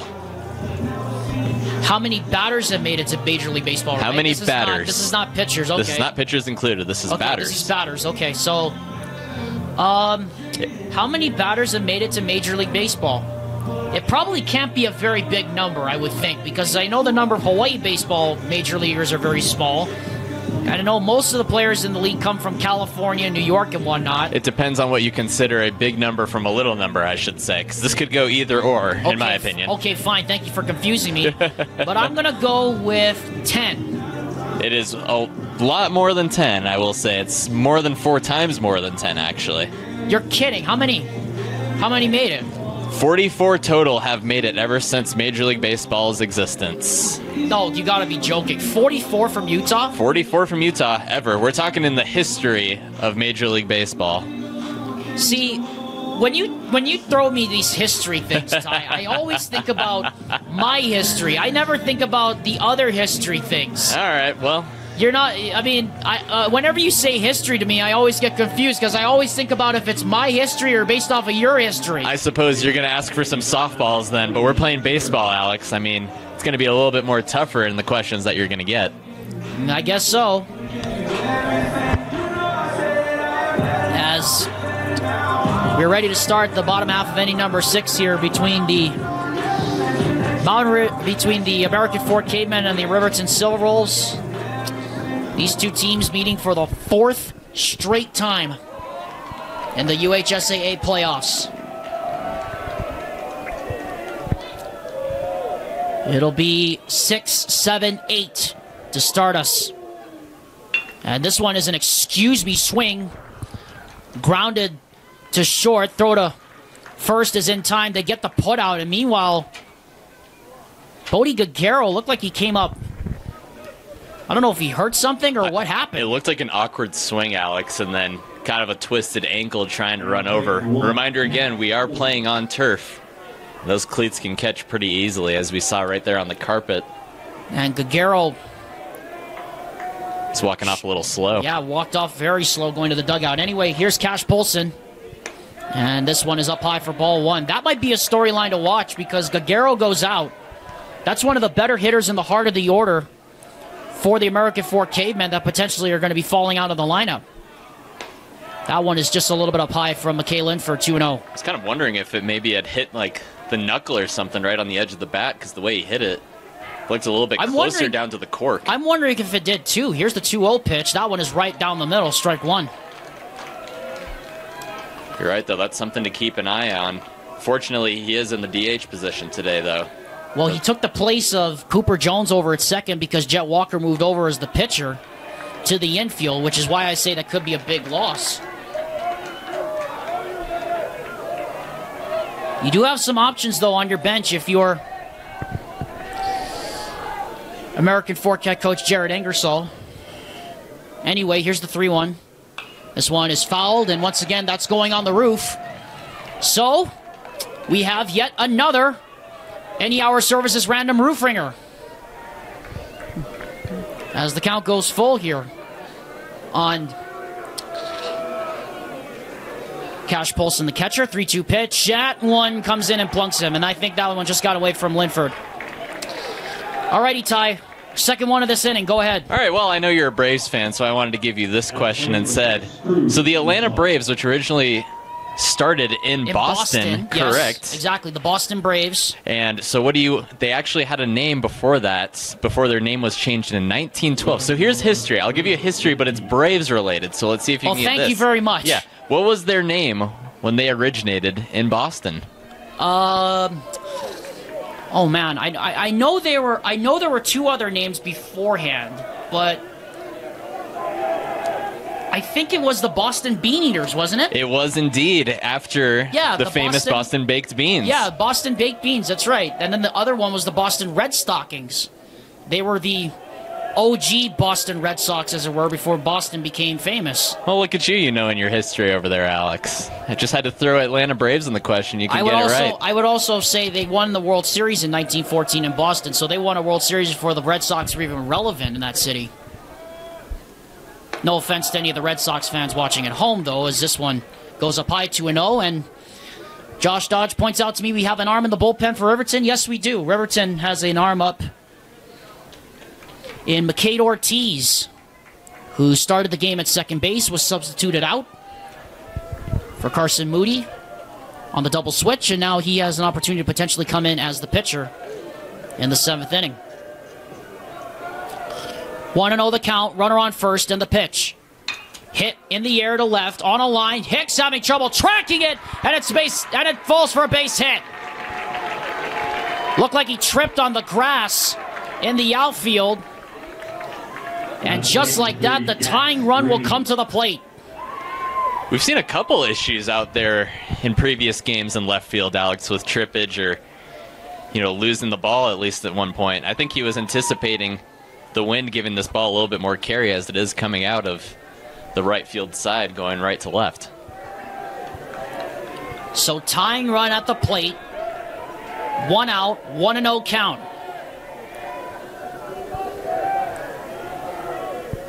Linford pitches.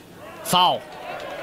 That's heading up into the stands, not far enough to get into University Parkway. One strike. It actually bounced Alex off the step into University Parkway.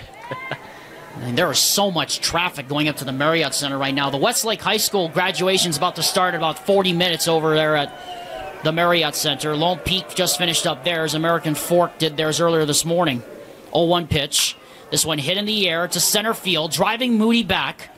He will come in, make the catch. Runner will tag.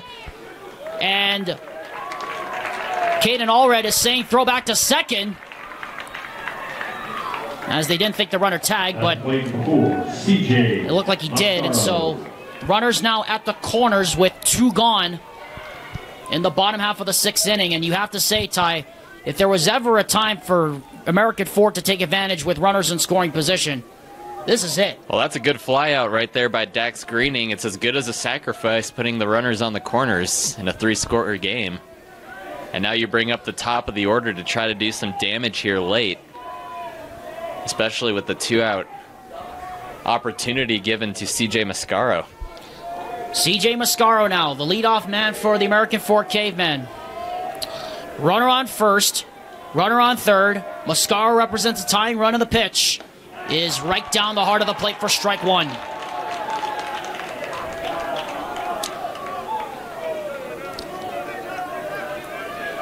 (5-2) Riverton. Look how far their second baseman is playing out there, Alex. Yeah, Cohen Allred is almost halfway out to the Y there at right field. Good change up there and a strike call right at the knees. 0-2. And now Linford has Mascaro right where he wants him.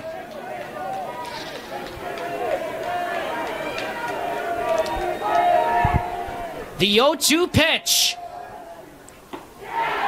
Just missed the outside corner. 1 ball and 2 strikes. Looked like Allred had to snatch that up a little bit off the carpet a few inches. That was a high heat fastball. Goodness, that was so close. How do you lay off that if you're Mascaro? 1-2 the count, then the pitch. And it hits him. Oh, are they going to say? Or did he lean into it? They're going to say he leaned into it again. And here comes Jared Ingersoll now out of the dugout. And he's going to come up to have a chat with home plate umpire Nate Newberry. Meanwhile, the American Fork bench, one of their assistants is incensed. Both dugouts were yelling at each other. So Jared Ingersoll is pleading his case. And now here comes the crew chief, who is home plate umpire, by the way, Nate Newberry. And they're going to put their heads together again. Nate Newberry, Rob Kroll, and Dylan Hampton are officials, or are umpires, rather. And Newberry, by the way, is the crew chief. Well, this is such a tough call, at least in my opinion, Alex, as an umpire. So we're going to try it again. So that's the second time we've seen an American Fork batter lean in. So second time an American Fork batter has leaned in. And the fans are livid. More so the red shirts are livid more than the purple shirts. As Ingersoll is going to have a chat with Mascaro and discuss with him what the ruling was from umpire Nate Newberry. So 2 balls and 2 strikes is the count, as the lean into the pitch would have prevented ball 2. Second time that has happened today against American Fork. That could have easily thrown a little bit of wrench into the momentum of CJ Mascaro on a 2-2 count. Here we go again. The 2-2 pitch. Tip foul to the screen. 6th pitch of the AB coming up here. Well, we promised you fireworks. We're getting them.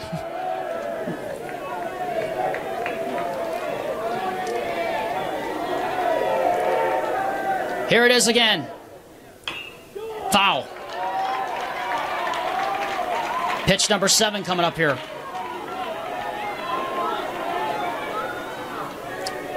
Jared Ingersoll up the third base line, just trying to keep his center fielder here calm. McKay Linford has had outstanding innings. Can he close this one out? We're ready. Runners on the corners and the 2-2 payoff. Jammed, up to second, caught, inning over.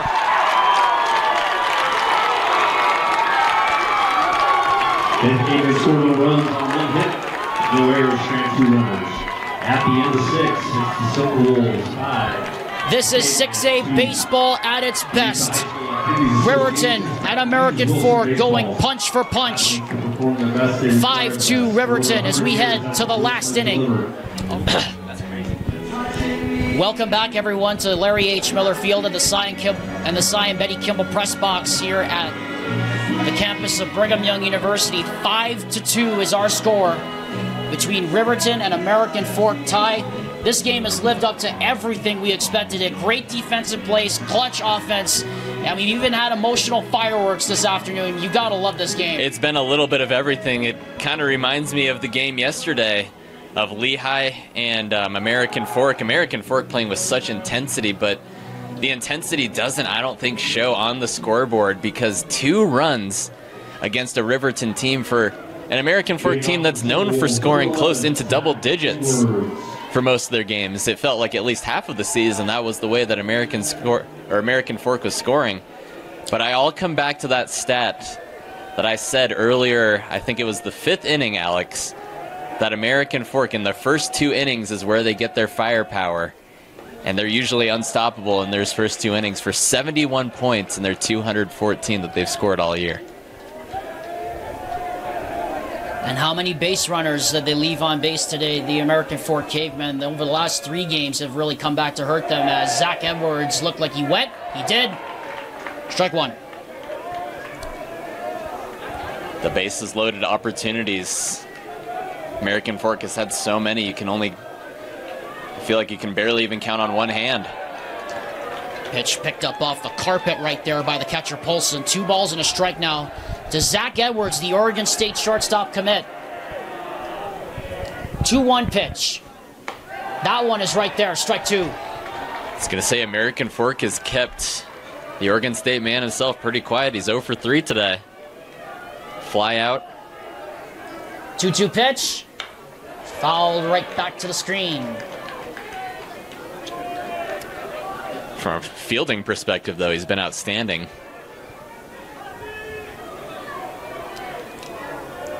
Zach Edwards now. 2 balls and 2 strikes the count, and the pitch. And that one is golfed foul over the right field stands. 6th pitch of the AB coming up here for the Oregon State commit, Zach Edwards.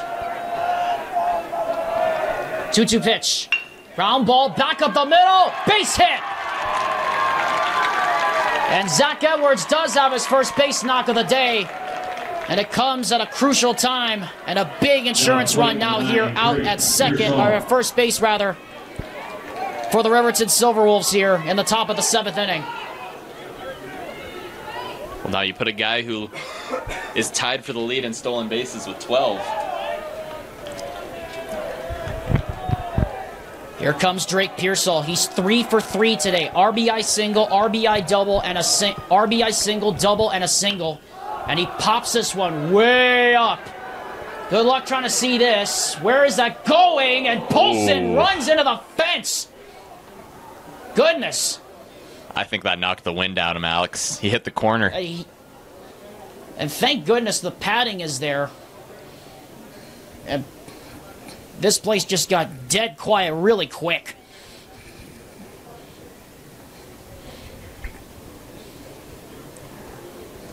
Hopefully he's able to get up on his own. The wind was trolling with that, Alex. It pushed it. I mentioned that.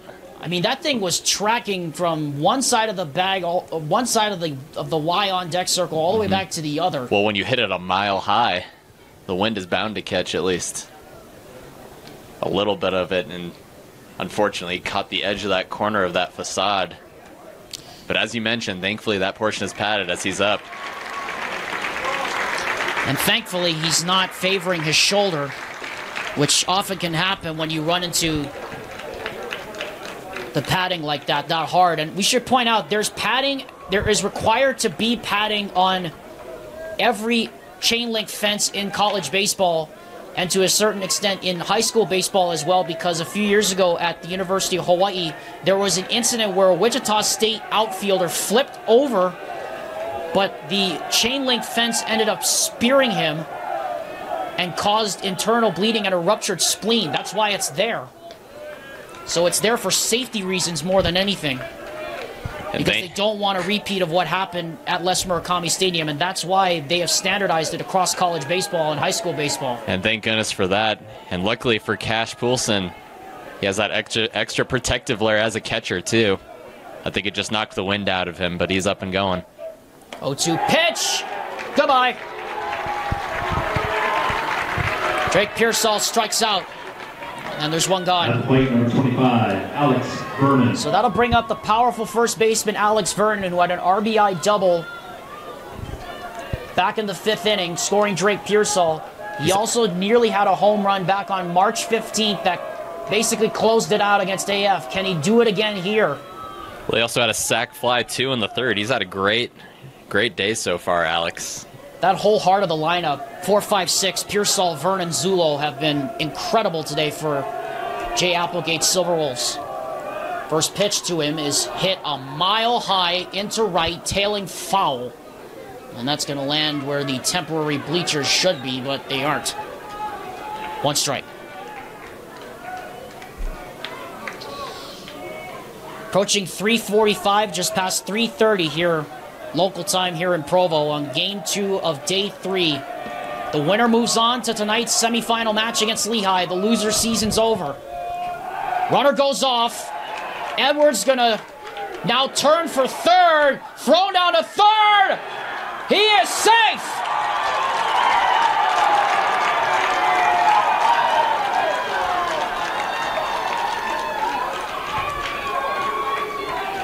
Well, was I not referencing the leader in stolen bases? Why not 2?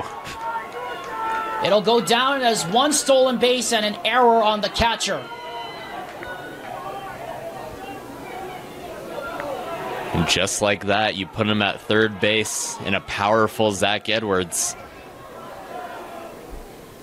That pitch bounces up to the plate. 2 balls and a strike now on Alex Vernon. And you see how the American Fork infielders are shifted. They want to prevent this run. Can Alex Vernon do his closer's role again? And this one is fouled onto the roof. That one hits onto the tarp, so that means for the 3rd time today, it's our Any Hour Services random roof ringer, which we'll have after this AB. And it's a big one. 2-2.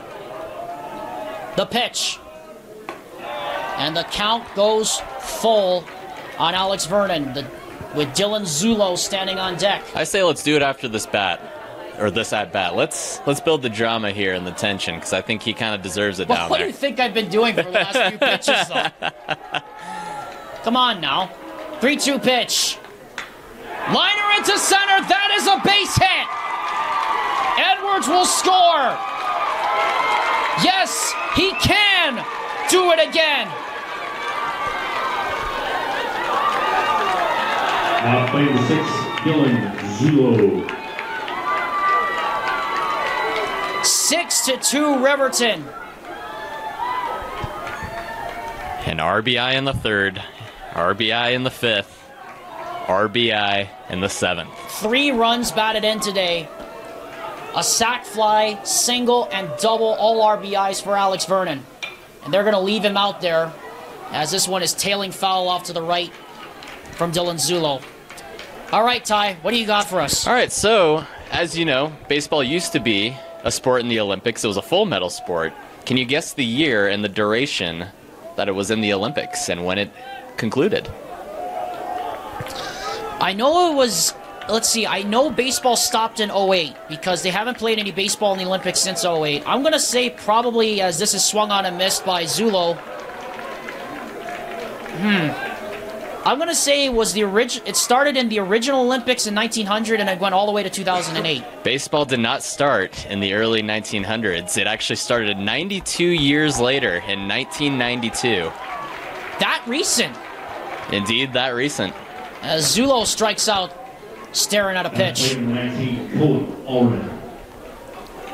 That is fascinating to know. I thought for the longest time baseball was in the 1900s, but I was thinking of the other sport that was stopped after 1904 was golf. Golf was stopped after 1904, brought back in 2016, and as people have noticed in the last 2 Olympic Games, it's become wildly popular and dramatic as Zulo, or rather Allred, singes this one off the end of the bat into left center field. He'll be held there at first. And that's the 13th hit today by the Riverton Silverwolves against this American Fork pitching staff. Alex, as you mentioned, the heart of the lineup, they are 8 of 12 on the day. I mean, the only blips on the radar was Zulo's strikeout and Pearsall's strikeout. Other than that, they've been magnificent.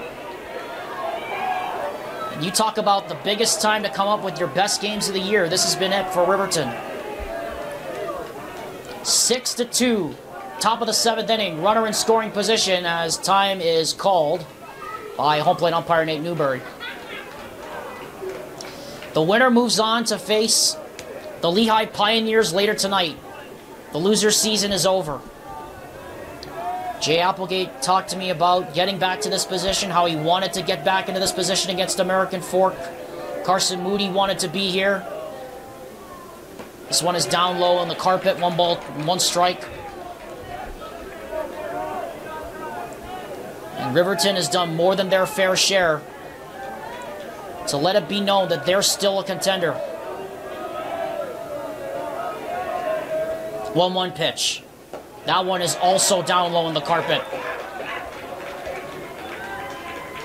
Runner on first, runner on second, and here comes the pitching coach out of the dugout as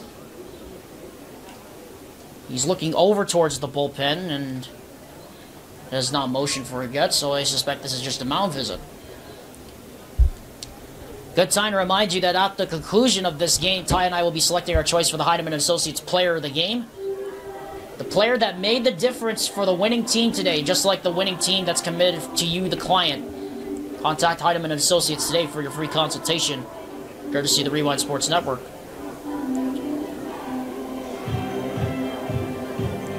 Two balls and one strike with two out and runners on first and second here in the top half of the seventh inning. One run already home on the huge RBI single by Alex Vernon, who's standing by himself now at second base.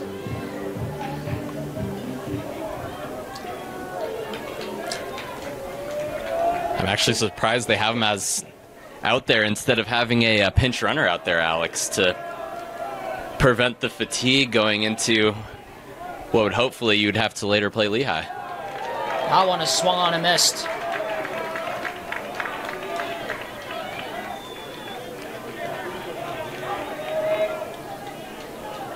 Two balls and a strike now on Dallin Ellison, the 8th man in the order. Easton Hicks, the left fielder, up next. That one is right there, strike two.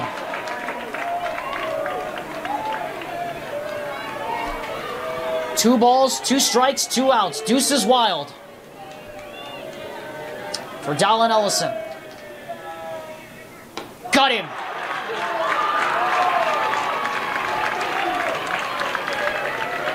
Jet Walker does his job. And now it's up to the American Fork offense. They've got 3 outs to save their season. They huddle up one more time. This is it, folks. It's win or go home. The champs are on the ropes. Can they find a way to save their season? Yes, folks, we are in crunch time. 6 runs, 13 hits, no errors for Riverton. 2 runs, just 7 hits for the American Fork Cavemen, and the #1 seed and the defending 6A champions are on the ropes. They have 3 outs to save their season. Alexander Timolip and Ty Wilkinson here at Larry H. Miller Field, coming to you live from the Kimball Press Box on the campus of Brigham Young University. Well, Ty, this is it. If I had told you before this tournament started that American Fork would be on the ropes in an elimination game after just 3 games, I would have said you're crazy. I would have too. I mean, saying the words on the ropes, I would have thought you would have been, you know, maybe it's only a 2-run game. It's a 4-run game right now, and the deficit that American Fork is facing. Good pitch by Linford, but the catcher Allred had to snatch it down a couple of inches, ball 1. Fortunately for American Fork, though, Jet Walker and Cooper Jones, the 2 and 3 hitter, have both RBIs so far tonight. Isaac Jones, #1, now stands in the bullpen for the Riverton Silverwolves as Jet Walker goes to 2 balls and no strikes. 2-0 pitch. Outside and high, 3-1.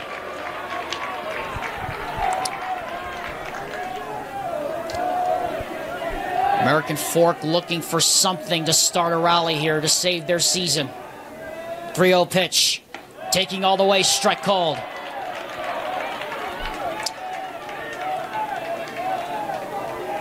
If Walker's able to get on base, the tying run will be in the hole. 3-1. Ball 4.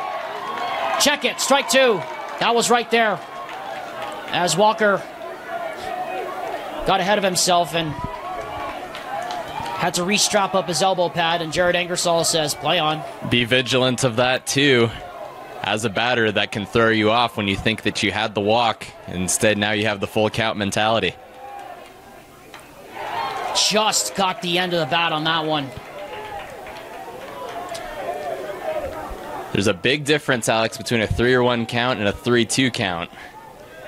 And, I mean, you're very, very vigilant of that, too, as he thought he had that walk. 3-2. Ground ball, right side, long throw. It is off the bag. And meanwhile, Walker pulls up at first. And it looks like he's holding either his foot or his calf. It's a hyperextension. And it looks like it's a cramp. We talked about earlier how We talked about, Ty, how earlier it's got to be close to 80, 90 degrees down there on the field, and sometimes stuff like that can happen. It's true. He kind of, I don't know if you saw it over there, Alex, when he was stepping on first, his cleat was kind of catching in because he was trying to avoid Alex Vernon. Yeah, the big first baseman trying to get the baseball that was kind of thrown on a hobble side. Meanwhile, joining Isaac Jones in the bullpen is McCade Ortiz as Jay Applegate's out to the mound. Isn't going to make a move yet for those right-handers. If I'm Ingersoll, by the way, I don't understand why we're not getting a pinch runner over to first base, especially if he's dealing with the cramp as such. Meanwhile, there you see the bullpen Josh Dodge is pointing out right now. McCade Ortiz on the left.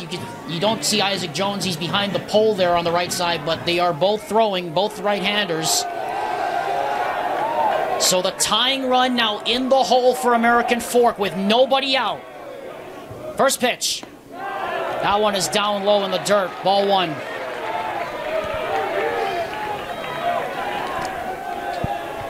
Keep an eye over there on first. Jet Walker is very slow to get a lead. Jones, Watts, Howard, the next three. The pitch. That one is just a little bit low. 2-0.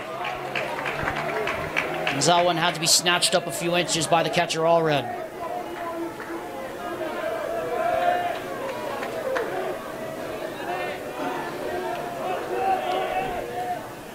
.20 pitch. Line drive, base hit to left. And the tying run will be on deck. Now play number 25, Dax Watts. And so we're not pow yet here at Larry Miller Field. Jay Applegate's looking over to the bullpen. And I believe he is now going to make a move. And he is.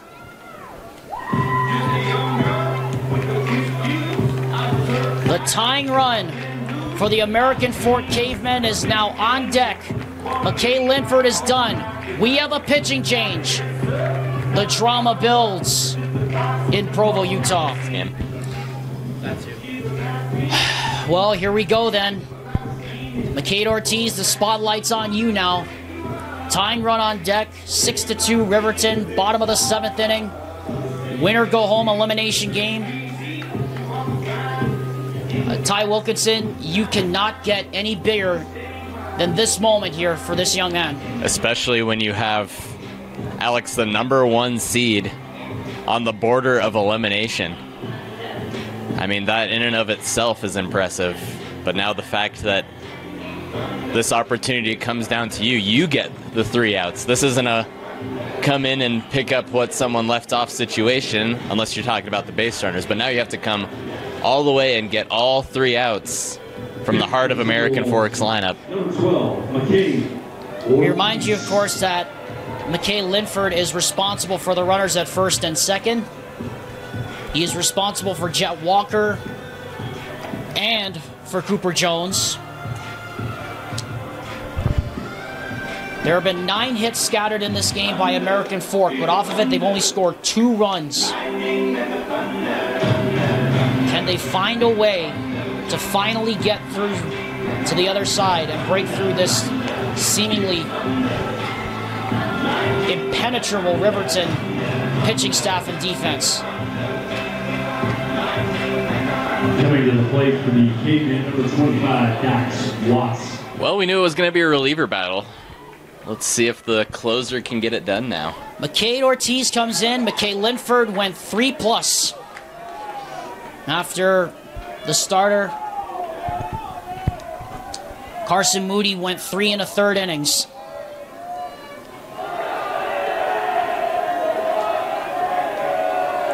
Went 3 2/3 plus. Or went 2 2/3 plus. Now it's up to McCade Ortiz. First pitch. High ball 1.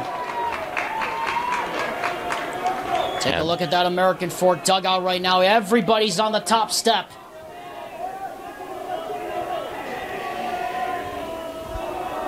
Not only is the pressure on, but so is the shift in the infield, too. You got a big gap over there.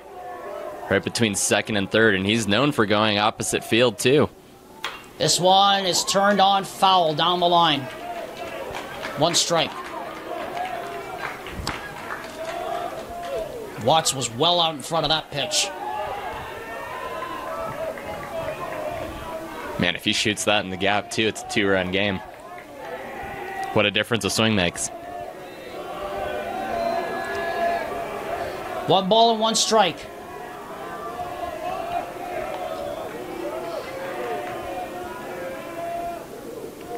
Look back at second in the pitch. That's inside. 3 balls and a strike now, or 2 balls and a strike now. And you got to think this is a hit and run situation here for American Fork. Dax Watts got the win in Monday's game against Syracuse.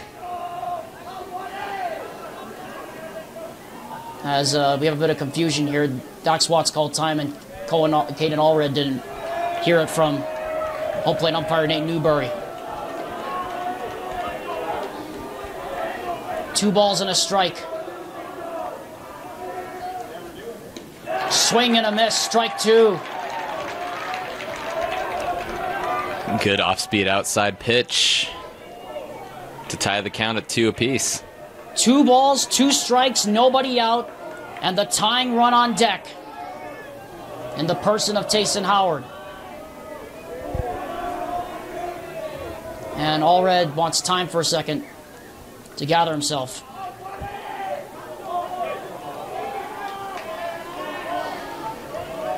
How hard must it be to be a right-handed pitcher getting yelled at by that American Fork dugout?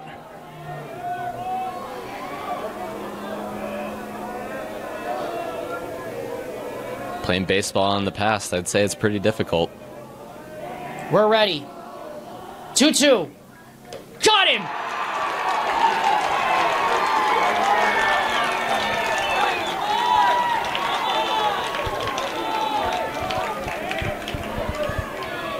At plate number 5, Tayson Howard. Here comes Tayson Howard now. The tying run remains on deck.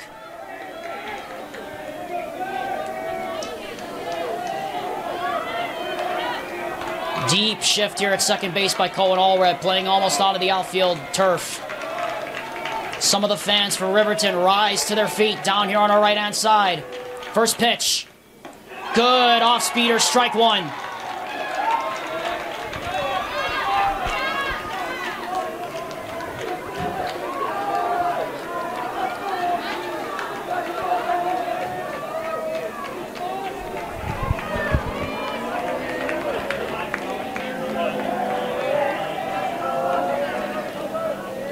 Oh, 1 pitch.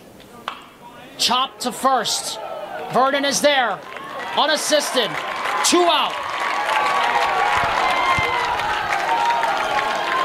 Runners will move up 90 feet. But it prevents the tying run from coming to the plate. And now Bodie Guerrero is tasked with keeping American Fork's season and hopes of a repeat and their 4th title in 5 seasons alive. The Riverton fans rise to their feet down to our right-hand side. First pitch. Strike 1. Nope, called it outside. My bad. It was a little bit outside and low. Nate Newberry saw it all the way. Had a better view of it than he did. Or at least I thought I did anyway. It looked like it was picked up off the carpet. 1-0 pitch. That's outside, 2-0. Well, Ty, wouldn't it be the worst thing if you walk Guerrero, then you're set up for the force at any base? I would have to completely agree.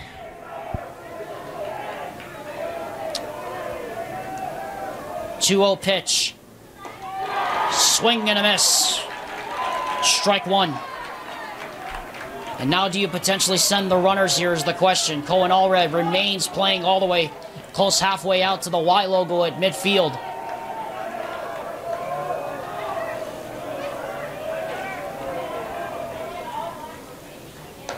Three balls and a strike now.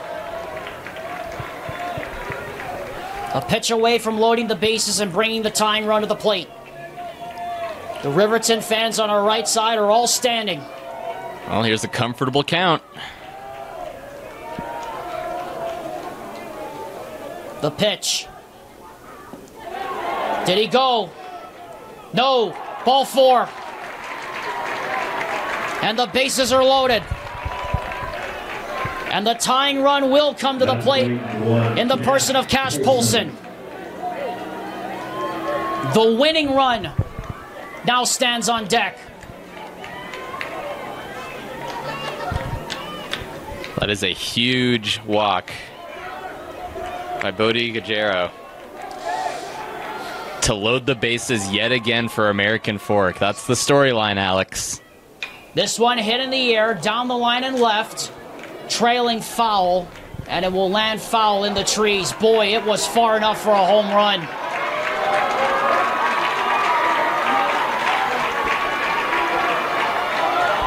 Wow. Could you imagine tied the game if that straightens out?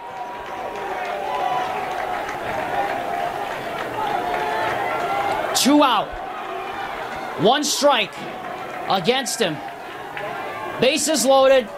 Here's the pitch. High fly ball in the air to left. Hicks going back. They said they would get through them again. They have. Riverton has knocked out the champs. Riverton will play this evening at 7 p.m. versus the Lehigh Pioneers. And we wish to give our congratulations to the American Fork Cavemen and their great run through playoffs and their great season. Ladies and gentlemen, as you stand and move and leave the stadium today, please look around and make sure you have all your personal belongings. Also, double check that your trash is clean, and if you have something, take it to the trash receptacle. Thanks for coming, and thanks for enjoying some good afternoon baseball.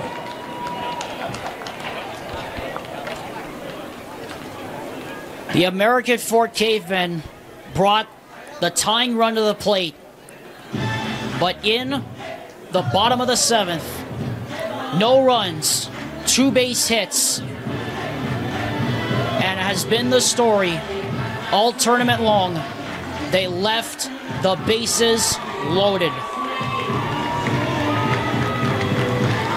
The Riverton Silverwolves, finalists last year, winners 2 years ago, punched their ticket to the semifinals for a date with the Lehigh Pioneers. Ty Wilkinson, that was another Riverton American Fork Classic. To say the least, Alex. And you saw the first game that they had ever played at the beginning of the year. And until they've met again in the postseason here at Larry H. Miller Park, nothing else would have happened until that point. It just built the drama. And in an elimination game, the reigning champion in American Fork has been defeated by the Riverton Silverwolves. There will be no repeat title for American Fork. Their repeat bid and their bid for a 4th title in 5 years is denied by the team that beat them 2 years ago in the championship round. Time for our Heidemann & Associates Player of the Game, presented by Heidemann & Associates. Ty, there are so many people we could give it to today for Riverton, but we have to go with the man who effectively sealed the game with his RBI single, with clutch hit after clutch hit today, the first baseman, Alex Vernon. Alex Vernon, yeah, like you said, sacrifice fly in the 3rd. He had an RBI double in the 5th and an RBI in the 7th. He gave plenty of insurance runs to the heart of the Riverton lineup. I mean, batting 3 for 4, but he still had a sac fly with it and the run on top of it. Not to mention his outstanding grabs that he's had over there at first. He's just an all-around amazing ball player, and he does, in fact, deserve the player of the game, as duly noted tonight. All right, Ty. We now know one of our semifinal matchups is going to be Riverton against Lehigh later tonight at 7 p.m. approximately. Ty, just take me through what that matchup is going to be like. Take the viewers at home through what that matchup is going to be like, because Riverton was punched once. You can guarantee they will be ready this time for the Lehigh offense. I guarantee you they will be. Lehigh, a very difficult team in the postseason. They knocked off both American Fork and Riverton. But I must say, it's all going to come down to if Lehigh is ready to have that other punch come in. They're on that record right now where they've beaten American Fork and Riverton. Can they do it again, though? That's the biggest question. No team has ever beaten Riverton twice or American Fork twice in the same season since American Fork started their championship run and dynasty back in 2019. That'll do it for me and Ty. The elimination rounds are completed. We now know our semifinals, and now we get to decide who are the last two teams standing in the 6A bracket. There will be a new champion, Alex. And we do know now, yes indeed, Ty, there will indeed be a new champion of 6A baseball this season. We'll be back with the third game of the day and the start of the semifinal round in just a little bit on KSL Sports Rewind.